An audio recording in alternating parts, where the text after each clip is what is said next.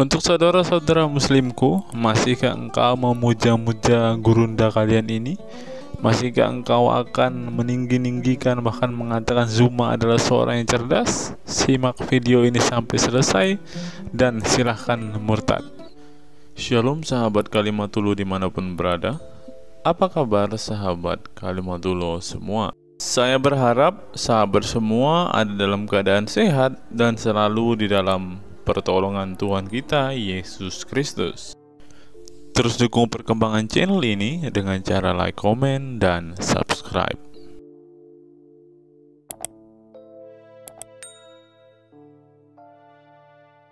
Sebelum kita masuk dan fokus membahas video kita hari ini, teman-teman, kita dengarkan kesaksian pujian dari Bang Kay dulu ya, teman-teman.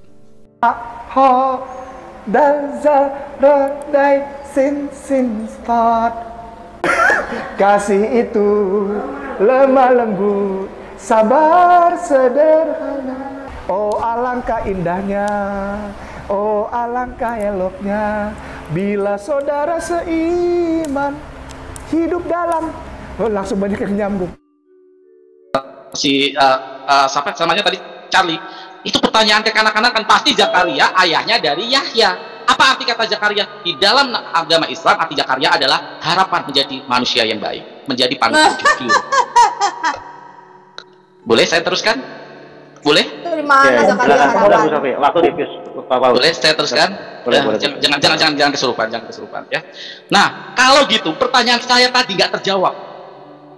Siapa nama bapaknya siapa namanya tadi, Charlie? Itu pertanyaan ke kanak-kanak kan, pasti Zakaria ayahnya dari Yahya. Apa arti kata Zakaria? Di dalam agama Islam, arti Zakaria adalah harapan menjadi manusia yang baik, menjadi panutan jujur. Boleh saya teruskan? Boleh? Boleh saya teruskan? Jangan kesurupan ya. Nah, kalau gitu pertanyaan saya tadi nggak terjawab. Siapa nama bapaknya Maria? Dia menggunakan narasi yang digunakan oleh Sofiatul tadi, yang menitipkan kepada Zakaria adalah Imron. Ingat, saya ini pengingat yang baik. Tidak terjawab bapaknya Maria di dalam Bible-nya pihak Kristen. Kalau kita narasikan ini, ya, memakai parameter yang linear, seimbang, yang kalian katakan itu sudah gugur yang kalian tuduhkan. Kalian tidak bisa menunjukkan ada tokoh yang hidup di zaman Nabi Musa yang bernama Zakaria punya anak namanya Yahya. Itu yang pertama. Yang kedua, ketika narasi Sofiatul yang menggunakan kata Imran yang menitipkan kepada Zakaria, dia tidak bisa menunjukkan ayatnya bahwa di dalam Bible bapaknya Maria bernama Imran. Simple, dan itu menohok buat mereka. Yang bukan menohok, membuktikan Quran lu palsu. Aduh, kok gini ya? Dijawab sama Charlie namanya. Moderator tolong. Imran bapaknya Musa dan Harun dari bapaknya Maryam. Saya megang timer, saya moderator.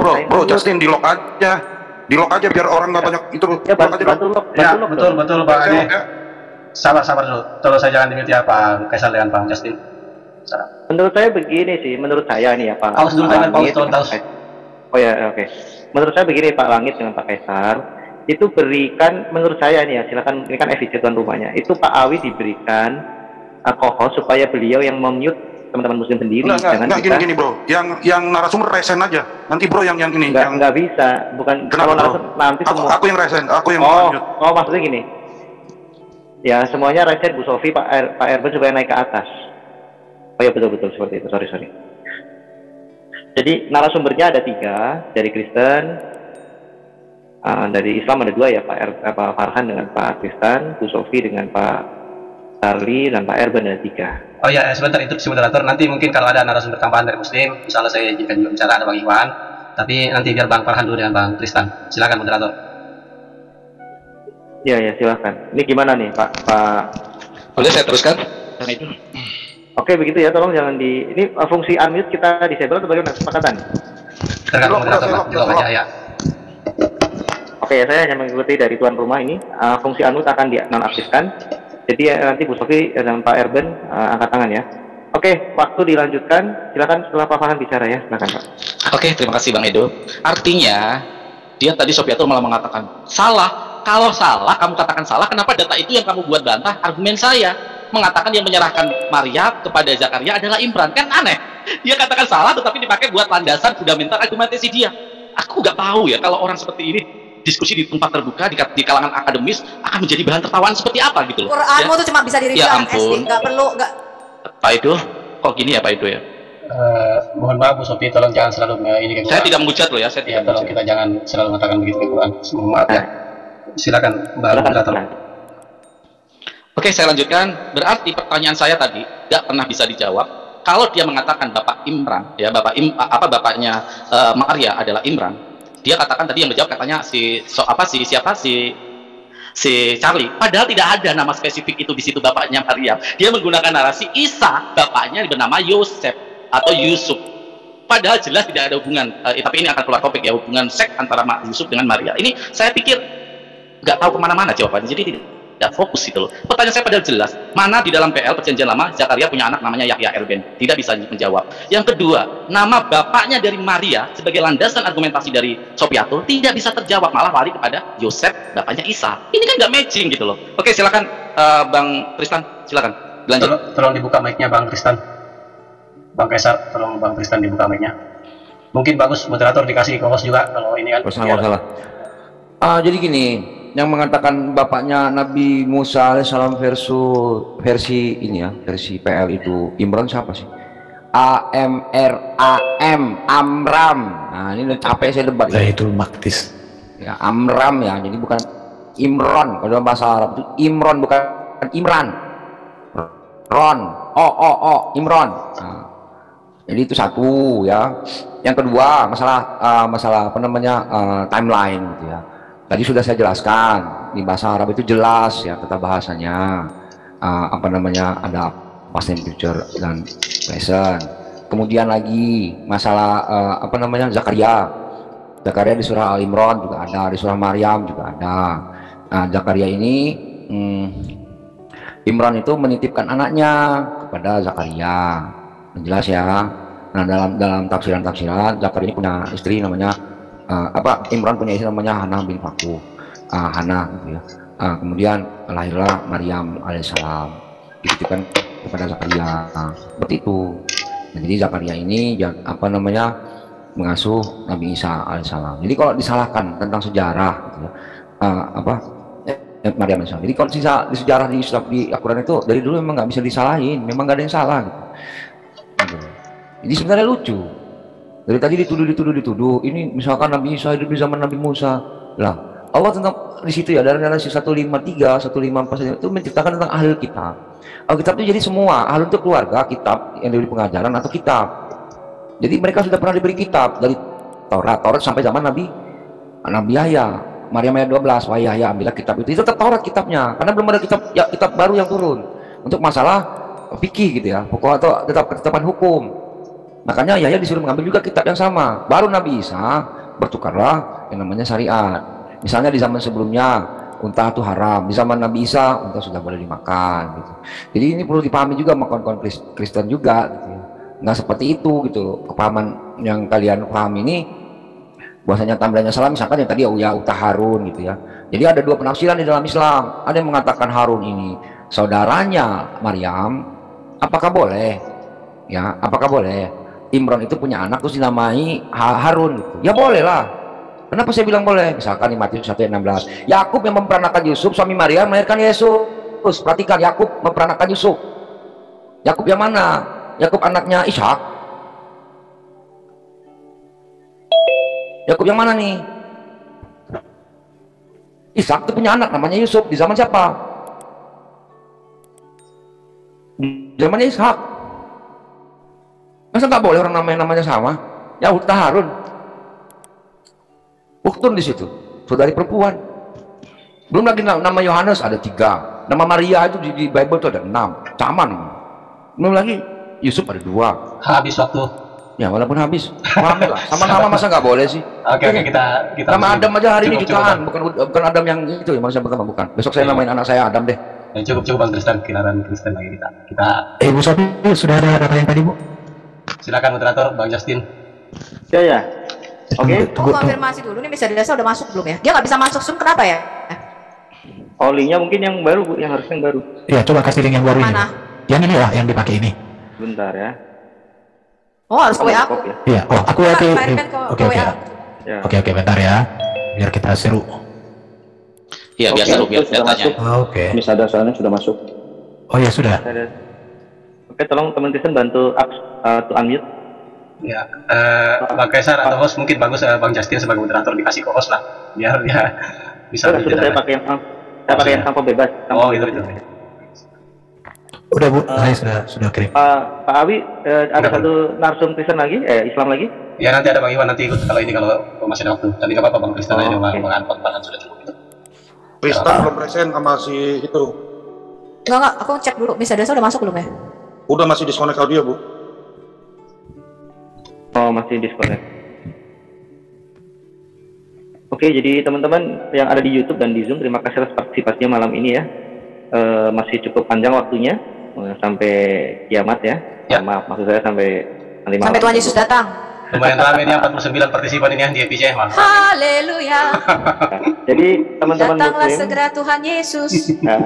yang ada di Zoom, ada di YouTube, silakan Anda menikmati. Ini data dari Bu Sophie yang saya tunggu supaya selesai. Bentar. Atabari itu volume 8, jadi aku harus tolingnya biar bisa Aku saya menunggumu sampai yang pertama saya mau tegaskan aja bagi para pendengar, Anda harus membaca bukunya Muhammad Ahmad Khalafullah bahwa cerita-cerita mengenai silsilah Maryam ini adalah salah satu jangan narasi, jangan framing dong. Aku nggak bernarasi, itu bukunya Muhammad Ahmad Khalafullah. Jadi teman-teman, bagi umat, saya juga boleh dong. Bagi umat Anda harus lebih percaya. Silakan baca Bible Alkitab 1928. Itu bagus itu bagus.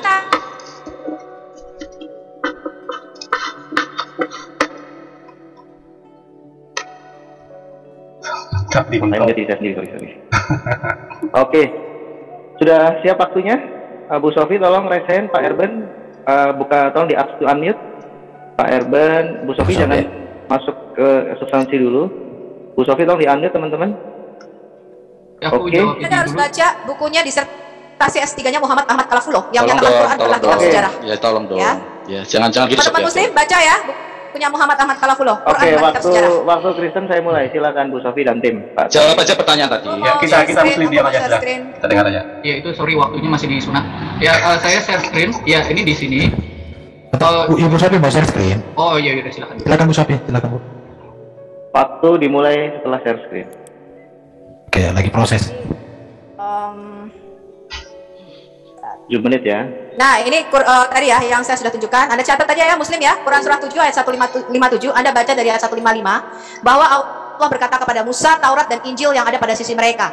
Ya, jadi dalam pandangannya Muhammad, pamannya dikasih kitab Taurat, Musa dan Harun, ponakannya dikasih kitab Injil sesuai dengan surah 19 ayat 30. Ya, sehingga Allah berkata kepada Musa ketika Musa berdoa minta ampun karena menyembah anak sapi, Allah tuh berkata, orang-orang yang mengikuti Rasul, Nabi yang umi yang mereka dapati tertulis namanya dalam Taurat dan Injil. Ya, Anda catat referensinya ya. Saya tahu Anda mendengarkan Sofiatul. Kemudian Anda baca surah An-Nisa surah 4 ayat 153 sampai 157 Muslim. Di sini Anda dapat membaca bahwa orang-orang Israel ya pada zaman Musa, mereka itu dihukum dengan cara disambar petir. Pertama karena mereka menyembah anak sapi, ya. Kemudian karena mereka mengingkari perjanjian Sabat. Anda baca. Dan karena apa mereka dihukum? Karena mereka telah melakukan kafiran terhadap Isa dan menuduh Maryam berzina. Jadi jelas di sini Maryam yang dimaksud adalah saudara perempuan Harun, yaitu anaknya Imron. Ya, kemudian surah Al-Baqarah ayat 61 jelas di sini dikatakan bahwa pada zaman Musa itu ada nabi-nabi yang dibunuh. Ya, Anda baca tafsirnya juga. Kalau Anda baca tafsir tadi surah 4 ayat 153 157 bisa dasar, tolong siapkan ya tafsir At-Tabari. Yang dibunuh ini nabi-nabi yang dibunuh sesuai dengan surah 2 ayat 61 adalah Nabi Zakaria dan Isa Al-Masih. Ya. Nah, kemudian Anda baca juga, ini banyak sekali ya di Al-Baqarah 87 bahwa Taurat itu disusul dengan Injil kemudian. Jadi kitab Taurat itu sebelum kitab Injil. Ya. Jadi dalam bahasa yang sama selalu mengatakan Musa kemudian Isa. Musa kemudian Isa. Nih, lihat nih. Apa yang kami diberikan kepada Musa dan Isa. Ya. Jadi ini Taurat diberikan kepada Musa, kemudian kami berikan kepada Isa. Ya. Jadi ini adalah sesuatu yang berurutan. Ya, bahwa Taurat kemudian disusuli dengan Injil. Kemudian di surah Al-Maidah 4546 ya. Ini jelas ya, ada kitab Taurat di sini. Kemudian setelah kitab Taurat diberikan, ini ada mata ganti mata, gigi ini di dalam Taurat. Kemudian diiringkan dengan apa? Isa putra Maryam yang membenarkan kitab sebelumnya Taurat. Jadi ini saya membuktikan bahwa di dalam benaknya Muhammad, Isa dan Bani Israel zaman Musa ini hidup sejaman. Bahkan yang disuruh membunuh Isa Al-Masih adalah Raja Daud. Ya, ini cerita-cerita ahistori, tidak sesuai dengan sejarah. Ya, kemudian surah 61, ini surah As-Saff ayat 5 sampai 6, ini Musa berkata kepada kaumnya bla bla bla bla bla bla. Kemudian Isa. Ya, jadi ini Musa kemudian Isa, ya. Ini memang tidak beraturan ahistori, ya. Kemudian surah 7, surah Al-Araf ayat 123 dan 124, ini saya menunjukkan bahwa pada zaman Firaun ada yang disalib nabi-nabi. Kemudian yang paling jelas Anda nanti dibaca surah 46 ya, Al-Aqaf ayat 35 ayat terakhir mengenai Nabi Ulul Asmi. Di dalam tafsir Al-Qurtubi dikatakan ada nabi-nabi Ulul Asmi, yaitu nabi yang mati dengan digergaji, dikuliti kepala wajahnya, ada yang disalibkan di kayu sampai mati. Ya. Kemudian diriwayatkan juga, ini Anda bisa catat ya, saya cepat, Anda nanti kalau ini ulangi lagi videonya ya, saya Al-Bukhari 6929, saya Bukhari 3477 dan saya Muslim 1792. Ini adalah perkataan Yesus. Muhammad mengatakan ada nabi nih yang dipukuli dan dilukai dan diseka darahnya dari wajahnya dan berkata, Tuhan, ampunilah bangsaku karena mereka tidak tahu. Ya, maksudnya ini perkataan Yesus ketika dia disalibkan ya, ampunilah Bapa, ampunilah mereka karena mereka tidak tahu apa yang mereka katakan. Kemudian saya tunjukkan lainnya, tadi dia mengatakan ya, kalau Anda baca, Anda pasti sudah tahu ya kesalahan sejarah di dalam Quran ini, bahwa Maryam itu disebut binti Imron, yaitu anak perempuan daripada Imron. Ini surah 66 ayat 12. Kemudian surah 19 ayat 27 sampai 30, Maryam disebut ya Ukta Harun atau saudara perempuan Harun, ya. Kemudian Maryam siapa? Hanya ada satu Maryam. Ya, di dalam Quran itu hanya ada satu Maryam. Kemudian kalau kita lihat, ini saya cepat ya. Jadi di dalam Quran itu hanya ada satu tokoh bernama Maryam yang adalah anak perempuannya Imron, ya, Maryam binti Imron, saudara perempuan Harun dan ibu Isa. Nah, Imronnya itu Imron siapa teman-teman? Nah, ini siapakah Harun? Harun itu disebut semuanya, bisa tunjukkan ya, ini surah 19 ayat 5153, surah 7 ayat 117 122, Al-Araf ayat 142, Al-Araf 150, surah Yunus ayat 75. Ya, semuanya ini nanti saya akan bikin videonya, teman-teman muslim harap menonton ya, bahwa ada sekitar 20 kali penyebutan nama Harun dan merupakan menunjuk pada satu tokoh, yaitu saudara laki-laki sekandung Musa, saudara laki-laki Maryam dan anaknya Imron. Ya, saya akan tunjukkan di dalam hadis Harun disebut juga Harun bin Imron ya. Kemudian kita lihat ada saudara perempuan Musa nih, kalau Anda baca ya, ini di surah Toha ayat 38 sampai 40. Kemudian kalau kita baca di dalam tafsir, siapakah saudara perempuan Musa? Bernama Maryam. Ya, Maryam ini juga adalah saudara perempuan Harun. Jadi menurut ini tadi yang dia katakannya, ini tafsir saya kasih ya, Al-Jalalain semua tafsir. Bu Sofi, mau tanya, Maryam itu suku Lewi atau suku Yehuda, Bu? Yehuda.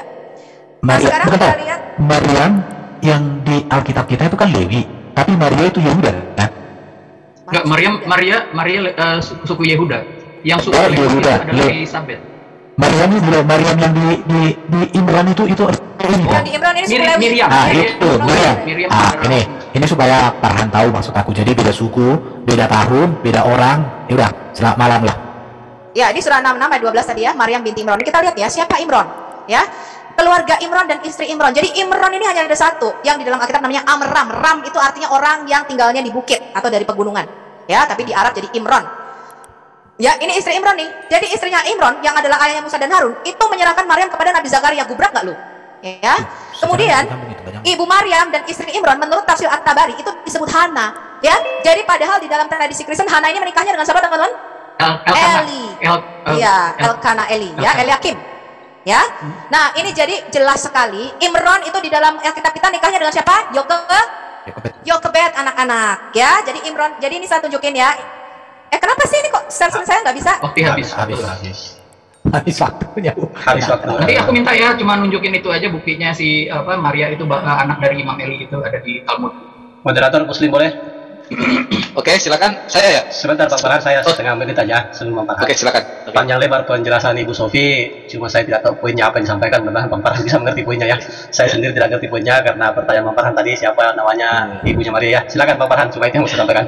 Oke, terima kasih. Inilah kalau guru TK mengajari anak kuliah, jadi bingung dia mau membawakan topik apa. Pertanyaan saya sangat simpel dan sangat jelas bahwa tunjukkan dia membawa argumentasi bahwa yang menyerahkan Maria kepada Zakaria adalah katanya Imran. Saya tanya di dalam Bible dia siapa namanya Maria, dia tidak menunjukkan, malah muter ke sana kemari. Terus tadi membawa katanya terbukti bahwa ayat tadi yang menuduh di surat Maryam yang dituduh bahwa berzina itu katanya Miriam saudara Harun. Saya korek logika Anda.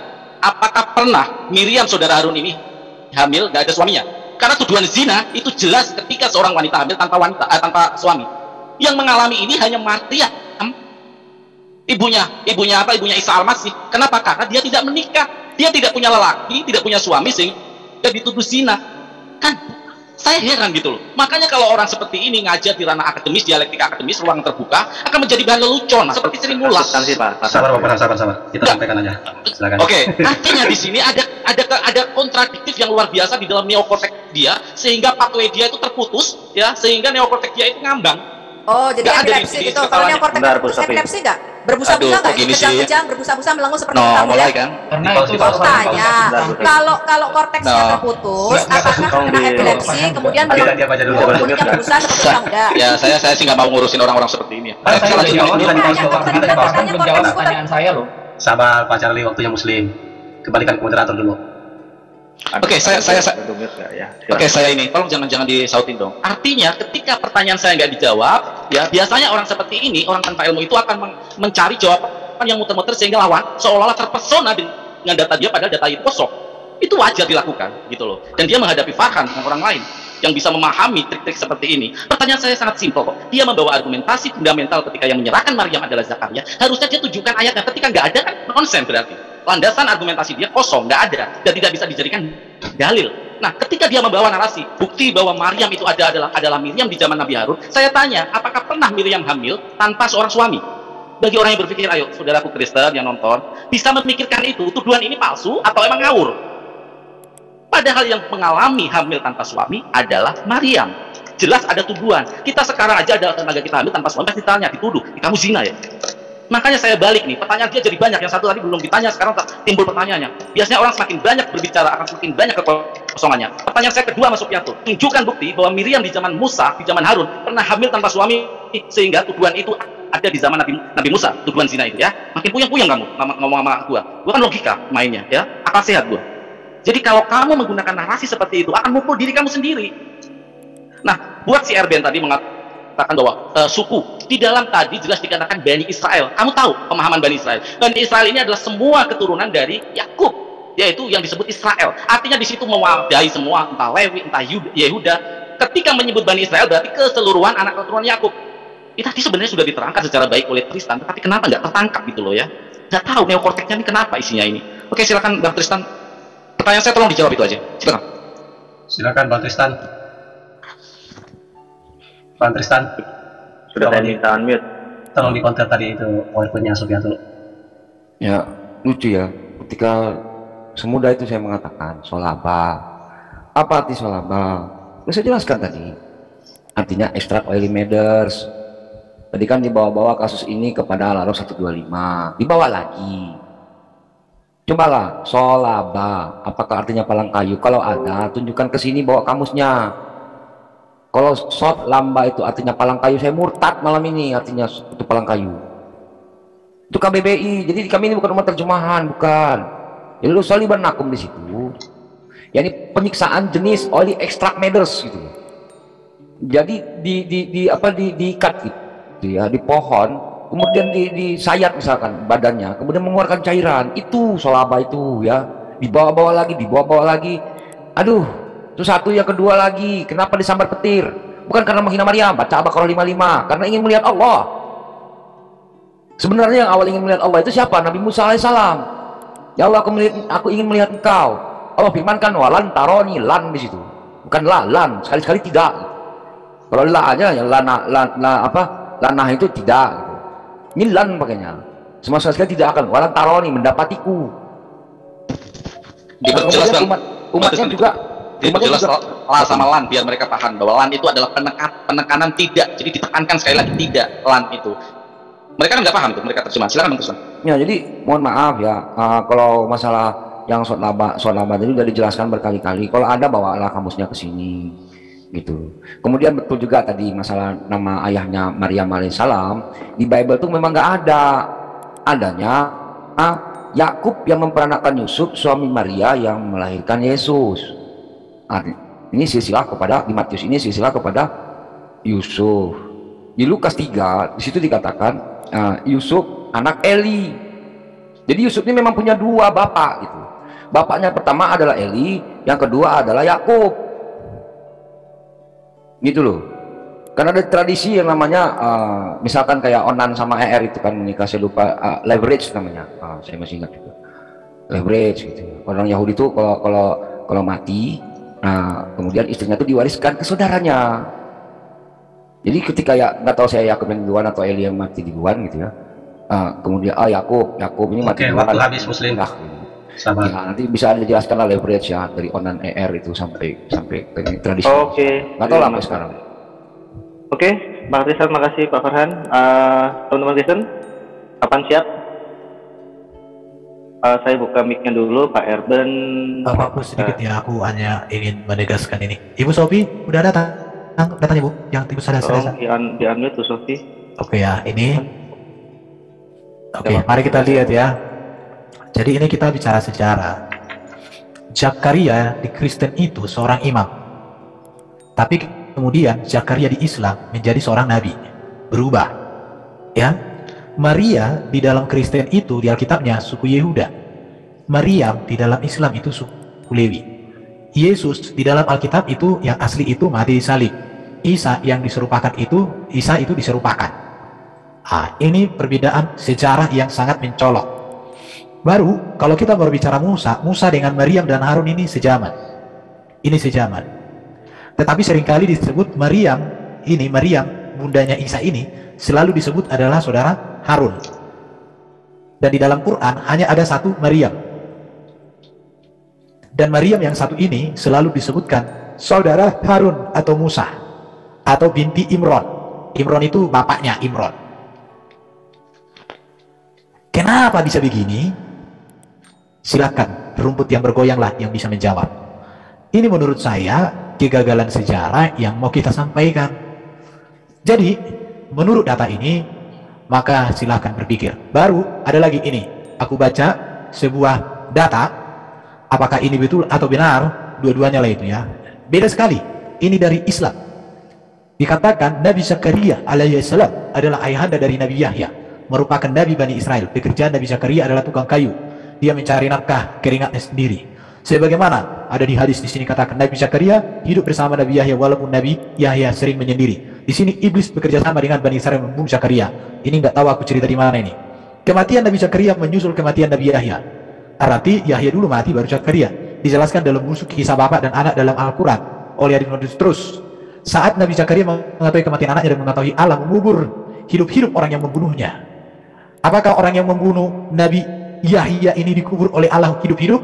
Setahu saya yang membunuh Nabi Yahya kalau itu Yohanes Pembaptis adalah Raja Herodes, dipenggal kepalanya. Tapi Herodes itu nggak dikubur hidup-hidup.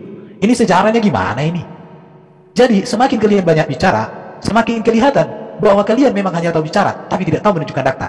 Dari tadi kalian hanya ngoceh, tapi nggak ada data kalian. Kami tunjukkan data di sini. Jadi mulut kami, pikiran kami, otak kami dengan data kami sejalan. Kalian, saya tidak tahu bibir kalian jalan dengan apa? Nggak ngerti aku.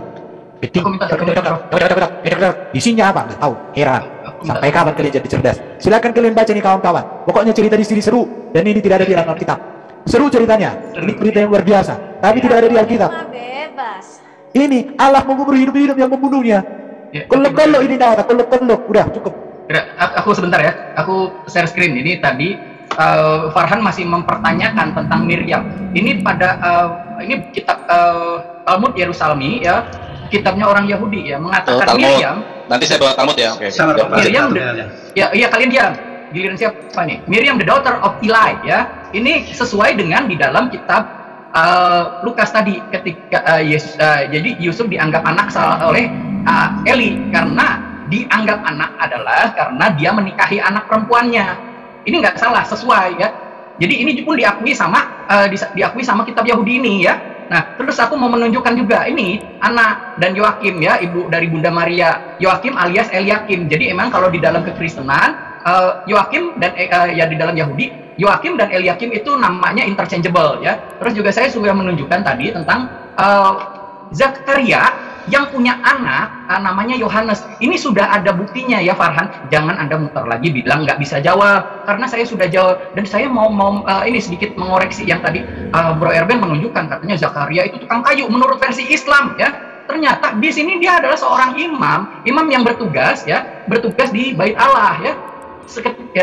Imam yang bertugas ya. Zakaria melakukan tugas keimaman di hadapan Tuhan karena Zakaria ini seorang imam suku Lewi, ya. Dia emang tugasnya adalah menjadi imam, bukannya tukang kayu, ya. Dan saya tekankan lagi, Ibu Sofiatul itu menunjukkan bahwa error-errornya kalian karena di dalam Islam cuma ada satu nama yang menyebutkan tentang Maria, tapi kalian tidak bisa mengetahui, tidak tahu, ya. Dicopot share-nya sambil ngomong dulu, aku mau share. Ya, tidak tahu membedakan Maria yang mana, Miriam yang mana, ya. Jadi kalian ini lagi Charlie. Ya, ini waktu kita kan, maka dikatakan dia melarikan diri menuju kebun di Baitul Maqdis. Mana ada kebun di Baitul Maqdis? Baitul Maqdis itu apa? Bait Allah. Mana ada kebun di sini? Bait Salomo mana ada? Waduh, nggak ada lagi di sini. Bait Salomo zaman Musa adanya miskan. Ah, ini. Makanya kalian itu udah lanjut kok cari atau Ibu Sofi silakan. Aku hanya itu aja. Cabut share screen-nya, aku mau share screen dulu. Oke. Nih, kalau Kristen begini nih, pakai share screen. Tadi si Tristan mengatakan salib tidak ada zaman Firaun. Ini kita baca dari surah 7 ayat 1, 2, 3, 1, 2, 4. Ya, saya langsung yang ke 1, 2, 4. Lihat itu, salib, I will surely crucify you. Jadi jelas crucify artinya salib. Mau salibnya X kek, mau salibnya tidak X kek, mau salibnya kayak huruf T kek, mau salibnya bagaimana, pokoknya salib. Dan kalau kita melihat sejarah, salib ini baru ditemukan oleh bangsa Persia sekitar tahun 500 sebelum Masehi. Bukan bentuk salib yang seperti zaman Yesus, tetapi bentuknya sulak. Makanya dikenal sebagai, kalau kalian ada film Dracula itu namanya The Impaler. Dracula, The Impaler itu penyulak. Kalau Anda baca kitab Esther, itu ditusuk dari mulai pantat sampai kepala. Itu namanya disulakan pada tiang. Hukuman disulakan ini kemudian dikembangkan oleh Romawi kira-kira tahun abad-abad pertama, abad-abad kedua sebelum Masehi, menjadi hukuman salib yang kita kenal di zaman Yesus. Dan sebelumnya dengan hukum Pak moderator, boleh permintaan dulu sama Farhan, jangan hanya bacot dong di sini, bawa datanya. Oke, saya bawa data, nanti bawa data Talmud. Saya akan share screen Talmud ya, karena dia tadi host yang Kristen di mute dulu supaya adil. Silakan. Tapi bawa data lah, data membantu. Oke. Silakan Pak Farhan. Oke, terima kasih. Saya coba sopan sekali dan pelan karena memang menghadapi anak-anak TK memang harus pelan dengan kesabaran ya. Jadi pertanyaan saya jelas tidak bisa dijawab. Dia menjawabnya si siapa mencoba menyelamatkan Sofiatul, si Charlie ini mencoba menyelamatkan Sofiatul membawa Talmud. Berarti kalau kamu membawa Talmud, Charlie harus percaya semua apa yang dikatakan Talmud. Di dalam Gitlin dikatakan Yesus masuk neraka direbus tai atau direbus kotoran manusia atau tinja. Kamu harus percaya itu juga ya. Saya kasih share screen ya, ayat-ayat di dalam Talmud ya. Saya share screen. Ya, semoga bisa share screen ya karena saya pakai HP. Semoga bisa share screen. Katanya saya nggak share screen ya. Kita baca semua di dalam Talmud karena siapa sih ini tuh percaya Talmud katanya ya, percaya Talmud. Oke, sudah muncul ya di dalam Sanhedrin 43a. Pada malam kematiannya Yesus digantung ya. Udah dibaca ya, bisa ya, akan dirajam ya. Udah, saya nggak ini. Di dalam Gitlin 57a, Yesus ada di dalam neraka, direbus dalam kotoran tinja panas. Kamu harus percaya. Karena apa? Tadi kamu mematahkan argumentasi saya dengan kitab ini, Talmud, dan kamu harus percaya isinya ini ya. Selamat, Tuhan kamu diberkati dalam tinja ya. Umat Kristen yang disebut ini, dan siapapun yang menolak Talmud akan dimasukkan ke dalam ya neraka, yang menolak Talmud loh ya, dan akan dihukum di sana bersama seluruh keturunan yang ngeri. Makanya benar kata siapa tadi Charlie itu ya, kata si Charlie itu bahwa Talmud benar, karena yang menolak Talmud itu memang akan direbus di dalam tai tinja di neraka seperti Tuhannya. Jadi kalau kamu mau mencoba-coba mengelak, menolong Sofiatul, kamu malah bunuh diri. Yang saya kata tadi, padahal saya sudah kasih warning di dalam Bible Anda. Mau malah bawa ke Talmud, berarti kamu nggak boleh kamu ngambil satu terus kamu melupakan yang lain. Kami Al-Quran selalu 100% percaya Al-Quran itu. Kamu harus kayak gitu juga, Charlie ya. Selamat, Tuhan kamu dibakar ditinja. Itu yang pertama. Yang kedua, apa yang dikatakan tadi katanya bahwa Zakaria tukang kayu di dalam Islam? Betul, itu pekerjaannya. Apakah seorang imam tidak bisa bekerja untuk mencari nafkah? Di dalam Islam, seorang ulama dia bisa kok punya profesi, dia punya pabrik, mempunyai profesi sebagai pihak swasta. Apa salahnya? Seorang imam masjid dia bekerja selain sebagai dosen juga sebagai imam masjid mencari nafkahnya. Aneh pemikiran-pemikiran, saya heran dengan pengolahan pikirannya. Dia jelas tadi, saya singkat aja deh untuk ini karena pertanyaan saya nggak dijawab-jawab. Apakah ada di Miriam di dalam zaman Musa dan Harun pernah hamil tanpa suami? Itu tuduhan dari si Sofiatul. Ini topik apa? Bagian ini kayaknya Sofiatul nggak banyak ngomong, apa karena dia lagi kebingungan nyari data ya? Pertanyaan saya jelas, dia menggunakan fitnah dia, narasi dia bahwa Miriam yang dituduh zina itu Miriam di zaman Nabi Musa dan Harun. Tunjukkan kisah Miriam pernah hamil tanpa seorang suami, karena tuduhan zina itu pasti dari seorang wanita tanpa suami. Itu yang pertama. Yang kedua, narasi Erben tadi. Erben, kamu kayaknya gagal berpikir dalam menarasikan bahwa apa yang dikatakan suku Lewi dan Yehuda. Jelas di dalam Al-Quran ketika membawa nama Bani Israel, ya Israel, ya Bani Israel. Artinya Israel ini siapa sih? Yakub. Anak keturunannya ya ada yang Lewi, ada yang Yahudi. Jadi ketika membawa anak Yakub atau membawa Bani Israel berarti menyeluruh, entah Lewi, entah Yehuda masuk dalam keturunan Yakub. Saya pikir saya sederhana menjelaskannya dengan bahasa paling mudah. Kalau saya dengan bahasa yang lebih tinggi mungkin kalian malah lebih nggak paham menurut saya. Silakan saudara Tristan. Tolong dibukakan mic-nya Bang Tristan. Ini lucu sekali. Mau dia disalib bagaimana, mau disalib bagaimana, terserah katanya. Saya bisa share screen nggak? Tolong sama share screen. Banyak mau share screen. Pertama ya, kan bos bawa data. Ini di zaman Firaun di Papirus Abot. Mana Papirus Abot? Nah, ini di Papirus Abot. Kita ke sini dulu. Nah, ini papirus ini di dalamnya ada jenis bagaimana Firaun menyiksa korbannya seperti ini. Kelihatan nggak? Jeng-jeng. Kok bisa salibnya begini? Karena salib itu artinya ini loh, Bu. Bisa lihat ini nggak? Harden Stephen Extract Oily Medals, bukan crucifixion, bukan. Kok dipaksa sih salib artinya di KBBI? Bolak-balik, bolak-balik. Aduh. Kemudian lagi siapa lagi nih yang masalah si Eben bilang di dalam Al-Quran Maryam itu bangsa Yehuda, bangsa Lewi. Di dalam Bible Maria itu bangsa Yehuda. Dapat dari mana? Dapat dari mana? Lukas 1 ayat 5, Elizabeth itu anaknya apa? Turunan Harun ya, anaknya Harun, turunan Harun. Lukas 1 ayat 36 38. Elizabeth itu sanakmu wahai Maria. Sanak itu artinya apa sih sanak itu, Pak Farhan? Marianya kok keturunan Lewi ya? Memang ini dikonfirmasi sama Yesus. Bagaimana pula Daud mengatakan dia anaknya, sementara Daud mengatakan dia itu tuannya. Tuan dari bangsa Israel saat itu suku siapa? Suku Lewi yang menjadi imam.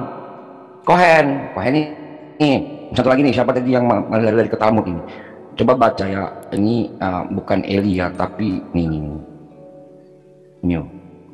L-Y-B-S-L-Y-M. Wah, ini saya dapat dari mana nih ya?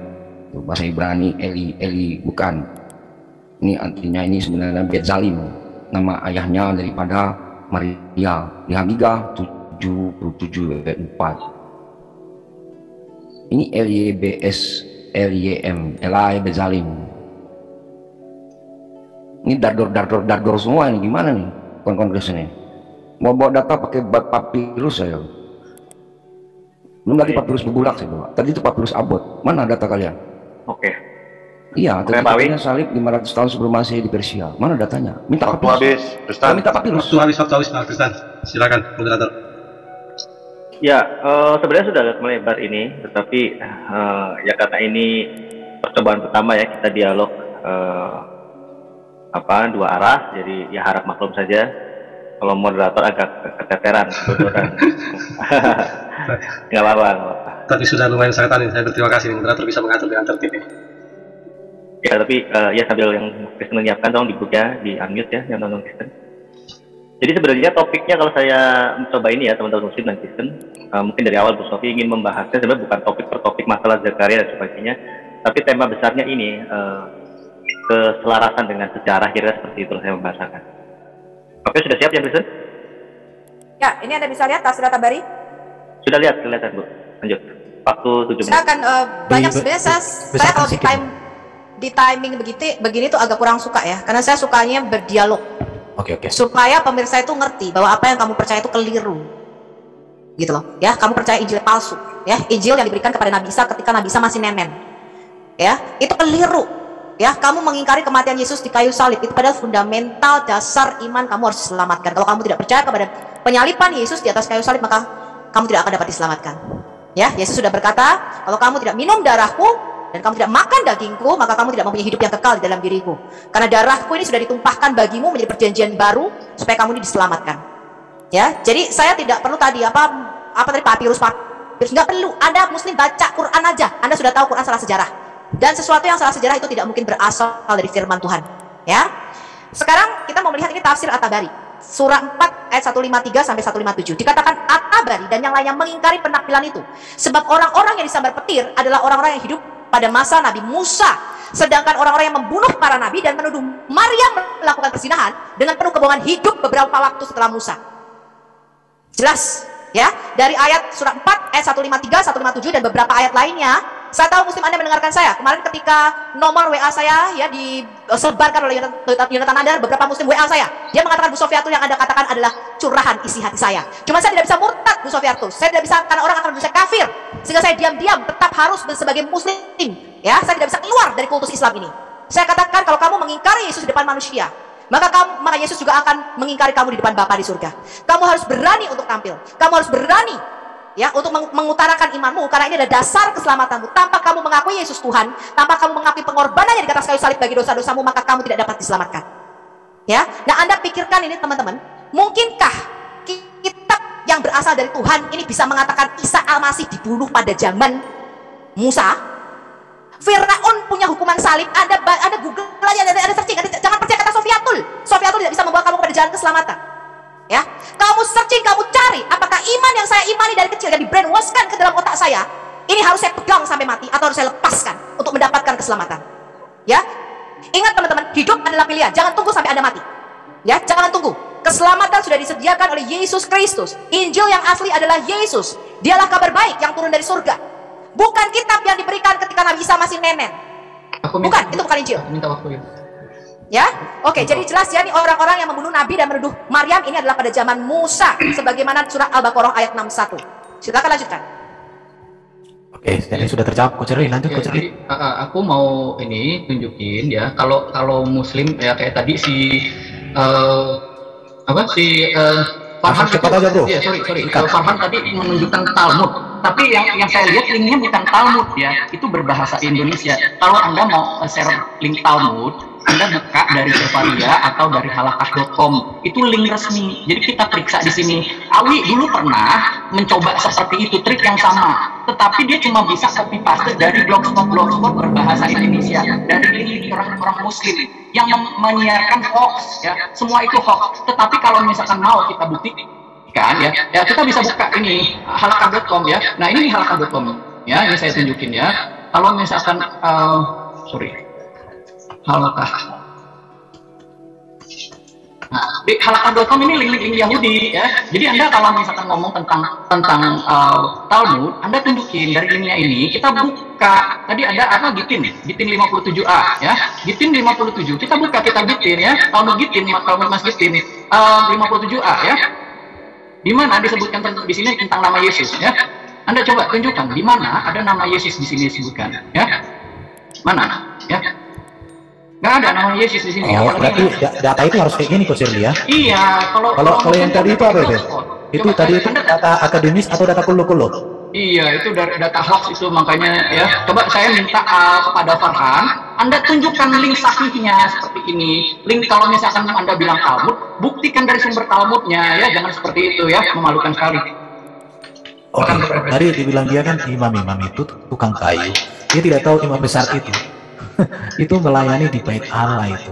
Bahkan dialah yang bisa masuk ke ruangan maha suci. Dan kalau kamu belajar tentang kedudukan para imam di zaman di konteks Yahudi, mereka itu nggak kerja-kerja, mereka hanya fokus pelayanan, belajar kitab suci mereka. Makanya ketika bangsa Israel memasuki tanah Kanaan, keturunan Lewi itu tidak ada dapat bagian. Mereka hidup dari apa yang diberikan oleh bangsa Israel kepada mereka, termasuk persepuluhan dan persembahan-persembahan yang lain. Tapi ya mungkin karena Farhan kan tidak pernah baca kitab PL, ya saya maklum. Jadi wajar kamu tidak tahu hal itu.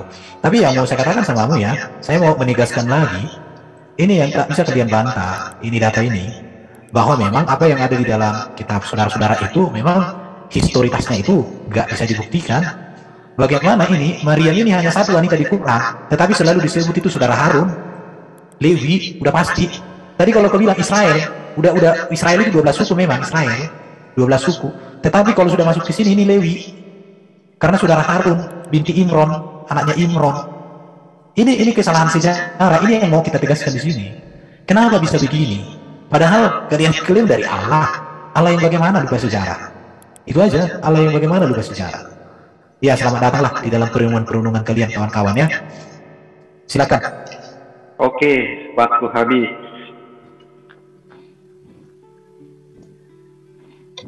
Bang Farhan tolong reset biar tetap di atas, jadi gampang dibuka mic-nya kalau sudah waktu bicara. Oke, sorry.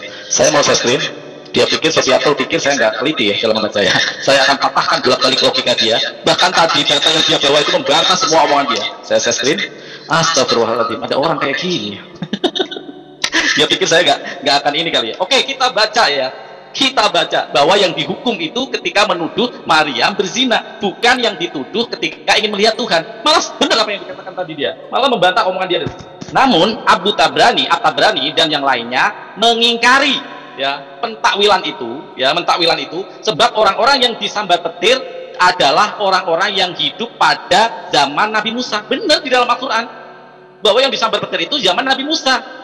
Sedangkan orang-orang yang membunuh para nabi dan ini Maryam dituduh zina ya, sorry bentar. Nah, yang menuduh zina ini adalah di zaman di zaman Nabi Isa dituduh berzina. Dor, dia pikir saya gak teliti. Kok bisa ya punya dia? Apa yang diucapkan sama yang dikatakan gak sesuai ya? Yang diucapkan mulutnya sama data yang ditampilkan malah berlawanan. Aneh ya? Aneh gak sih? Astagfirullahaladzim. Masya Allah. Orang memang terbiasa, kalau terbiasa berbohong, ajaran penuh kebohongan, memang akan selalu seperti itu para Iwan Villa. Akan selalu seperti itu, ya. Akan selalu seperti itu. Terus dia tadi berpidato, sedikit saya berpidato juga. Kenapa? Dia bilang cerminan saya adalah diri kamu Sofiatul. Dia berkata bahwa Yesus adalah disalib, darahnya dicucurkan untuk penebusan dosa. Saya kasih data.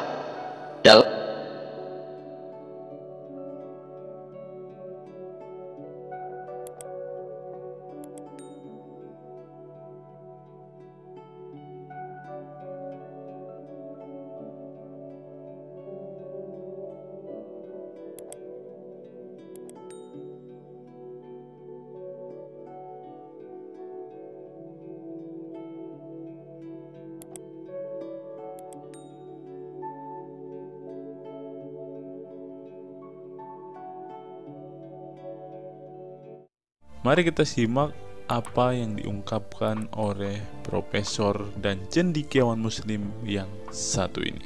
Kita kutip dalil liputan 6 teman-teman. Quraisy Shihab mengatakan, tolong jangan pilih ustadz yang suka memaki. Kiai Haji Quraisy Shihab ibaratkan begini. Nah teman-teman, ternyata ada juga ustadz-ustadz yang suka memaki-maki teman-teman. Bisa jadi ini adalah salah satu oknum yang dikatakan oleh Habib Kribo tadi teman-teman, di mana mereka seakan-akan orang yang paling beriman, paling beragama, dengan kepalanya ada titik hitam dan juga jenggotnya sampai panjang ke lantai, kata Habib Kribo tadi kan teman-teman. Di era modern ini ketika ceramah agama mudah diakses melalui berbagai media, umat Islam dihadapkan pada pilihan beragama, ustadz atau penceramah yang dapat mereka ikuti. Namun tidak semua pendakwah menggunakan cara yang sejuk dan penuh hikmah dalam menyampaikan pesan agama. Menanggapi fenomena ini, wah ini ternyata sebuah fenomena nih teman-teman, berarti sudah sering terjadi nih teman-teman. Profesor Kiai Haji Quraisy Shihab, seorang cendekiawan muslim, terkemuka menekankan pentingnya memilih ustadz yang tidak memaki-maki dalam dakwahnya. Quraisy Shihab mengingatkan bahwa dakwah adalah ajakan kepada kebaikan yang harus disampaikan dengan cara yang baik pula. Ia menekankan pentingnya mencontoh akhlak Nabi Muhammad SAW yang selalu lemah lembut dalam menyampaikan ajaran Islam. Mengutip sabda Nabi Muhammad, barang siapa yang beriman kepada Allah dan hari akhir, hendaklah ia berkata baik atau diam. Ayahanda presenter Naswa Shihab menegaskan bahwa ini adalah pedoman penting bagi para pendakwah. Kata-kata yang baik dan penuh hikmah lebih efektif dalam menyentuh hati dan menggerakkan orang untuk berubah ke arah yang lebih baik. Dalam dakwah, seringkali ditemukan penceramah yang menggunakan kata-kata yang keras dengan alasan untuk menegur atau mengingatkan umat. Namun, Profesor Quraisy Shihab mengingatkan bahwa cara ini justru bisa menimbulkan antipati dan menjauhkan orang dari ajaran agama Islam yang seharusnya penuh kasih sayang dan rahmat. Menukil Islam.co, Quraisy Shihab menjelaskan, Hal yang menarik ketika ditanya seseorang terkait kriteria ustadz yang tepat untuk dijadikan panutan atau sebagai penceramah. Mantan rektor lain, sekarang UIN, Syarif Hidayatullah Jakarta, ini menjelaskan dengan penuh kasih ibarat seorang bapak menasihati anaknya. Pilihlah ustadz yang menganut paham moderat. Anda tidak akan mendengar makian tutur mantan Menteri Agama ke-16 masa Presiden Soeharto ini. Quraisyah menjelaskan bahwa ustadz yang wasatiyah akan terbuka untuk dikritik dan tidak fanatik dengan satu pandangan dan menilai pandangan yang orang lain salah. Quraisyah menjelaskan bahwa ustadz wasatiyah akan terbuka untuk dikritik dan tidak fanatik dengan satu pandangan dan menilai pandangan orang lain salah. Ustadz yang wasatiyah memahami bahwa jalan menuju agama itu besar dan memiliki jalan-jalan kecil untuk menuju jalan besar itu. Karena dalam rincian ajaran agama yang Tuhan tanyakan adalah hasilnya, misalnya 5 tambah 5 10, tapi bisa juga 7 tambah 3 lanjutnya. Salah satu ciri ustadz yang wasatiyah menurutnya adalah berpengetahuan luas. Ustadz yang berpengetahuan luas akan mampu menilai dan menghargai suatu pendapat, sedangkan ustadz yang sempit pengetahuannya akan mudah menyalahkan. Semakin luas pengetahuan seseorang, semakin besar toleransinya. Semakin sempit, semakin bodoh tandasnya. Nah, teman-teman muslim, silahkan kalian mau milih ustadz yang modelnya seperti ini. Karena ustadz yang berilmu itu seperti yang dikatakan oleh Bapak Quraisyah ini, bahwa mereka pasti adalah orang yang sangat toleransi. Tetapi jika ustadzmu kamu dapati tidak bisa bertoleransi atau orang yang intoleran, maka mereka bisa dikatakan ustadz yang BODOH, kata Quraisyah. Nah, pertanyaannya adalah, apakah Zuma termasuk standar ustadz yang baik atau ustadz yang toleran? Mari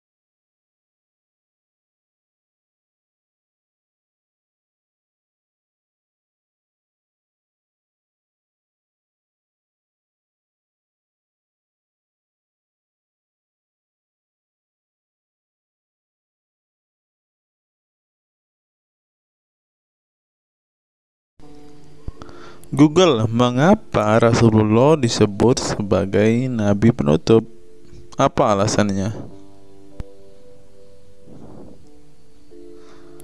Alasannya mengapa Nabi SAW disebut Rasul terakhir adalah karena Allah SWT telah menunjukkan langsung sebagai penutup para nabi dan rasul. Hal ini tercantum dalam Al-Quran yang merupakan firman Allah. Di sini dituliskan, mengapa Muhammad atau Nabi SAW disebut Nabi terakhir? Mari kita baca ya.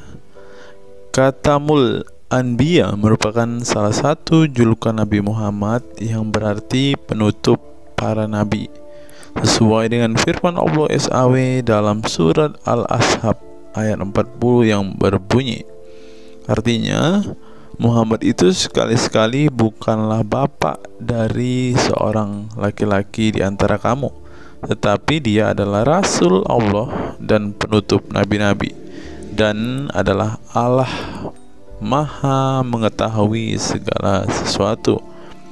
Nabi Muhammad SAW merupakan nabi terakhir yang Allah utus untuk menyempurnakan agama-agama sebelumnya.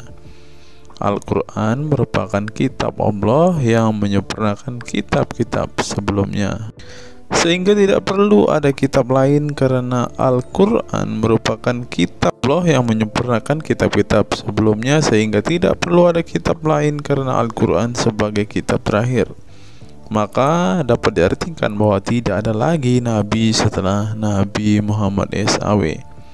Nabi Muhammad SAW sebagai nabi terakhir juga didukung dengan dalil lainnya, yaitu surat Al-Sab 61 ayat 6. Dan ingatlah ketika Isa bin Maryam berkata, "Hai Bani Israel, sesungguhnya aku adalah utusan Allah kepadamu, membenarkan kitab sebelumku, yaitu Taurat, yang memberikan kabar gembira dengan datangnya seorang rasul yang akan datang sesudahku, yang namanya Ahmad, dalam tanda kurung Muhammad."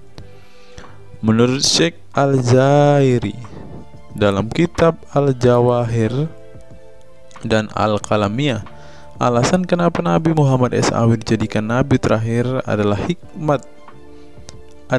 hikmah terputusnya para nabi itu untuk menyeru umat manusia agar beribadah kepada Allah, menunjukkan mereka ke jalan yang lurus dalam urusan kehidupan duniawi dan ukrawi, memberitahu kepada mereka tentang hal-hal yang tidak dapat dicapai oleh penglihatan mereka, dan memberitahu keadaan yang pemikiran mereka belum sampai, dan menetapkan dalil yang meyakinkan serta menghilangkan syubhat keserupaan yang tidak benar. Adapun hubungan dakwah Nabi Muhammad SAW dengan nabi-nabi terdahulu ialah terbangun atas dasar sebagai penguat dan penyempurna dakwah nabi-nabi sebelumnya. Oleh karena itu, semua para nabi selalu dibangun atas dasar dua pondasi utama, yaitu akidah, syariat, dan akhlak. Dari segi kaidah, dari segi akidah, semua ajaran yang dibawa oleh para nabi, mulai dari Nabi Adam alaihissalam sampai Muhammad SAW, adalah sama. Tidak ada beda antara nabi satu dengan nabi yang lainnya. Semuanya mengajarkan keimanan terhadap keesaan Allah SWT, yaitu dengan membersihkan dari segala sifat yang tidak layak baginya, dan mengimani adanya hari kiamat serta adanya surga dan neraka. Maka dari itu, semua para nabi menyerukan kepada kaumnya masing-masing antara dasar iman kepada Allah, dan semua para nabi setelahnya saling membenarkan ajaran yang telah dibawa oleh para nabi sebelumnya. Adapun dari segi syariat yang mengatur tatanan kehidupan masyarakat dan individu terhadap perbedaan dalam metode dan kuantitasnya antara satu nabi dengan yang lain. Hal itu disebabkan karena syariat tersebut dalam ranah pelaksanaan, bukan sebuah pengabaran seperti akidah.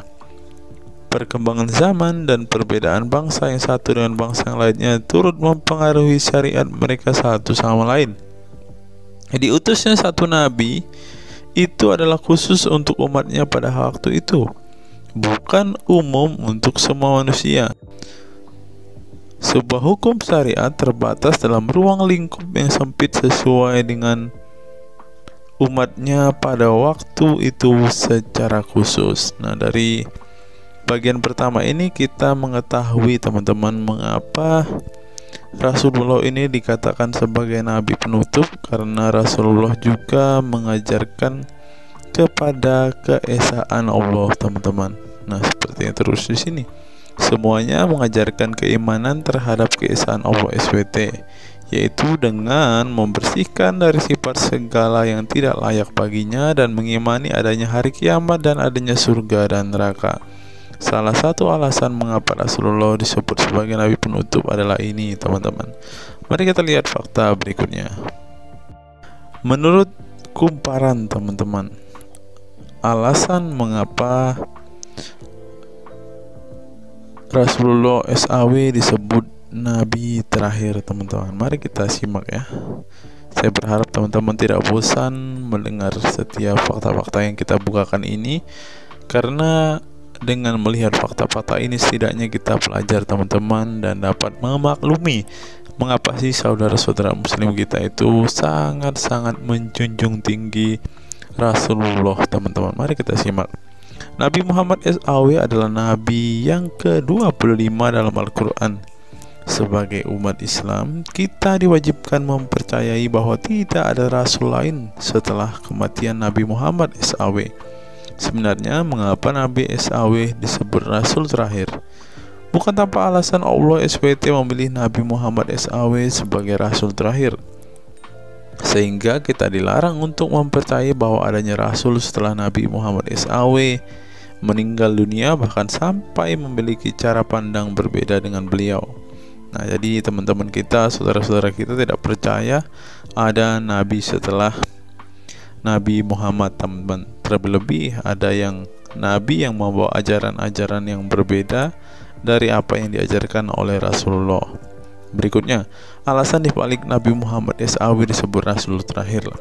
Nabi Muhammad SAW ditunjuk menjadi Rasul terakhir Allah SWT dan mendapatkan Al-Quran yang merupakan kitab sempurna dari kitab-kitab sebelumnya. Nah, mereka percaya juga kitab mereka adalah kitab yang paling sempurna.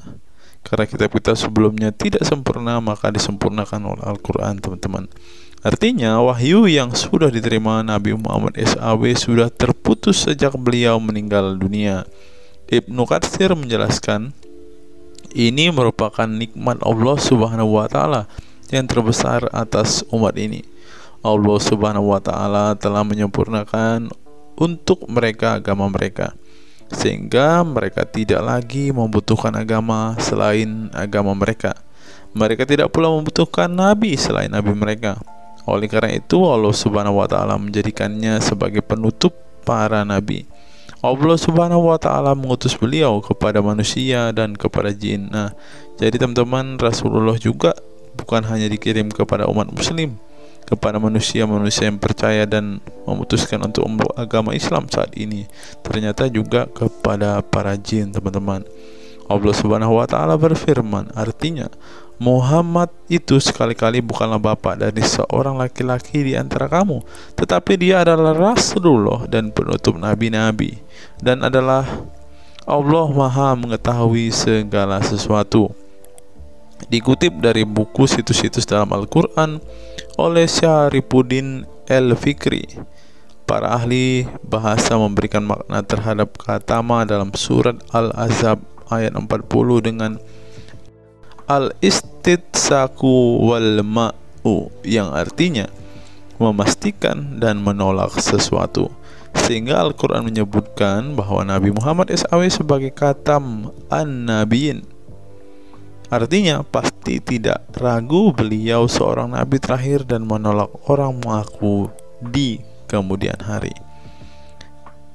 Adapun alasan dibalik Nabi Muhammad SAW sebagai Rasul terakhir dijelaskan oleh Syekh Al-Zairi dalam Al-Jawahir Al-Kalamiyah.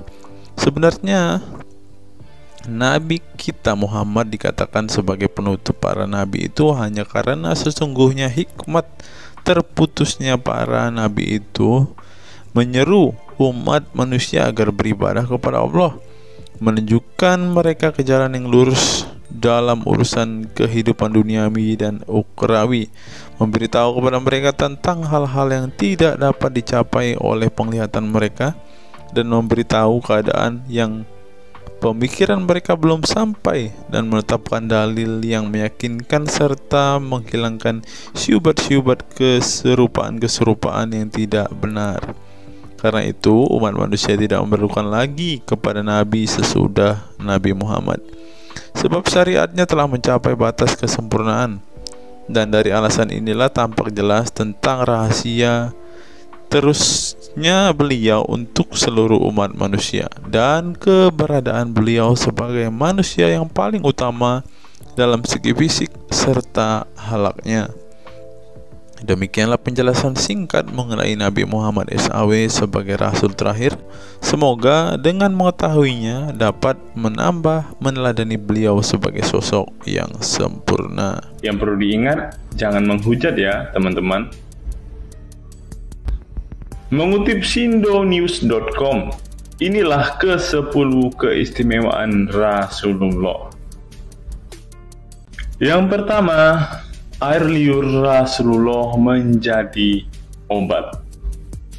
Dari Saul bin Sa'ad berkata, saat Rasulullah dan para sahabat akan berperang di Khaybar, Rasulullah bersabda bahwa ia akan memberikan bendera kepada seorang pria yang cinta dan dicintai oleh Allah dan Rasul-Nya, dan Allah akan memberikan kemenangan. Rasulullah mencari Sayyidina Ali, akan tetapi para sahabat mengatakan bahwa Ali sedang mengalami sakit mata. Rasulullah memerintah para sahabat untuk mendatangkan Ali kepada beliau. Kemudian Rasulullah meludahi kedua matanya dan mendoakannya. Seketika itu sakit matanya sembuh seakan-akan tidak ada bekas sakit sebelumnya. Kemudian sahabat Khalid bin Ali mengaku pernah digigit kalajengking di kakinya. Lalu Nabi meludahi kakinya dan mengusapnya. Seketika hilang sakit dan berhenti darahnya keluar. Khalid bin Ali mengatakan, aku digigit oleh kalajengking ketika aku di dekat Nabi Muhammad, lalu beliau meludahi kakiku dan mengusapnya. Yang kedua, rambut beliau membawa berkah. Sahabat Khalid bin Walid radhiyallahu anhu tak pernah kalah di medan perang. Di setiap perang, Khalid selalu meraih kemenangan dan membuat nyali musuh ketakutan. Ternyata penyebabnya tak lepas dari keberkahan rambut Nabi Muhammad yang selalu dia bawa ketika perang. Rambut beliau juga dijadikan sebagai obat bagi orang sakit. Yang ketiga, keringat Nabi Muhammad menjadi minyak wangi. Anas bin Malik menceritakan keberkahan keringat Nabi Muhammad sebagai minyak wangi. Beliau mengatakan, Nabi masuk ke rumah kami dan beliau qailullah, tidur siang di tempat kami. Ketika tidur itu Nabi berkeringat, kemudian ibuku datang membawa botol dan keringat Nabi Muhammad ditampung ke dalam botol itu. Kemudian ketika Nabi bangun dari tidurnya, beliau bertanya kepada ibuku, wahai Ummu Sulaim, apa yang sedang engkau perbuat? Ummu Sulaim mengatakan, ini keringatmu wahai Rasulullah, aku jadikan minyak wangi dan ini adalah minyak wangi yang paling wangi. Yang keempat, tidak memiliki bayangan. Asyadid Muhammad bin Alawi Al-Maliki dalam kitabnya Mafahim Yazid Antus Hahaha menyebut di antara kekhususan Nabi Muhammad adalah tidak memiliki bayangan. Karena memang beliau adalah cahaya dan cahaya tidak pernah memiliki bayangan. Nabi tidak memiliki bayangan meskipun ada sinar matahari. Ini didukung oleh doa Nabi yang meminta kepada Allah untuk dijadikan sebagai cahaya.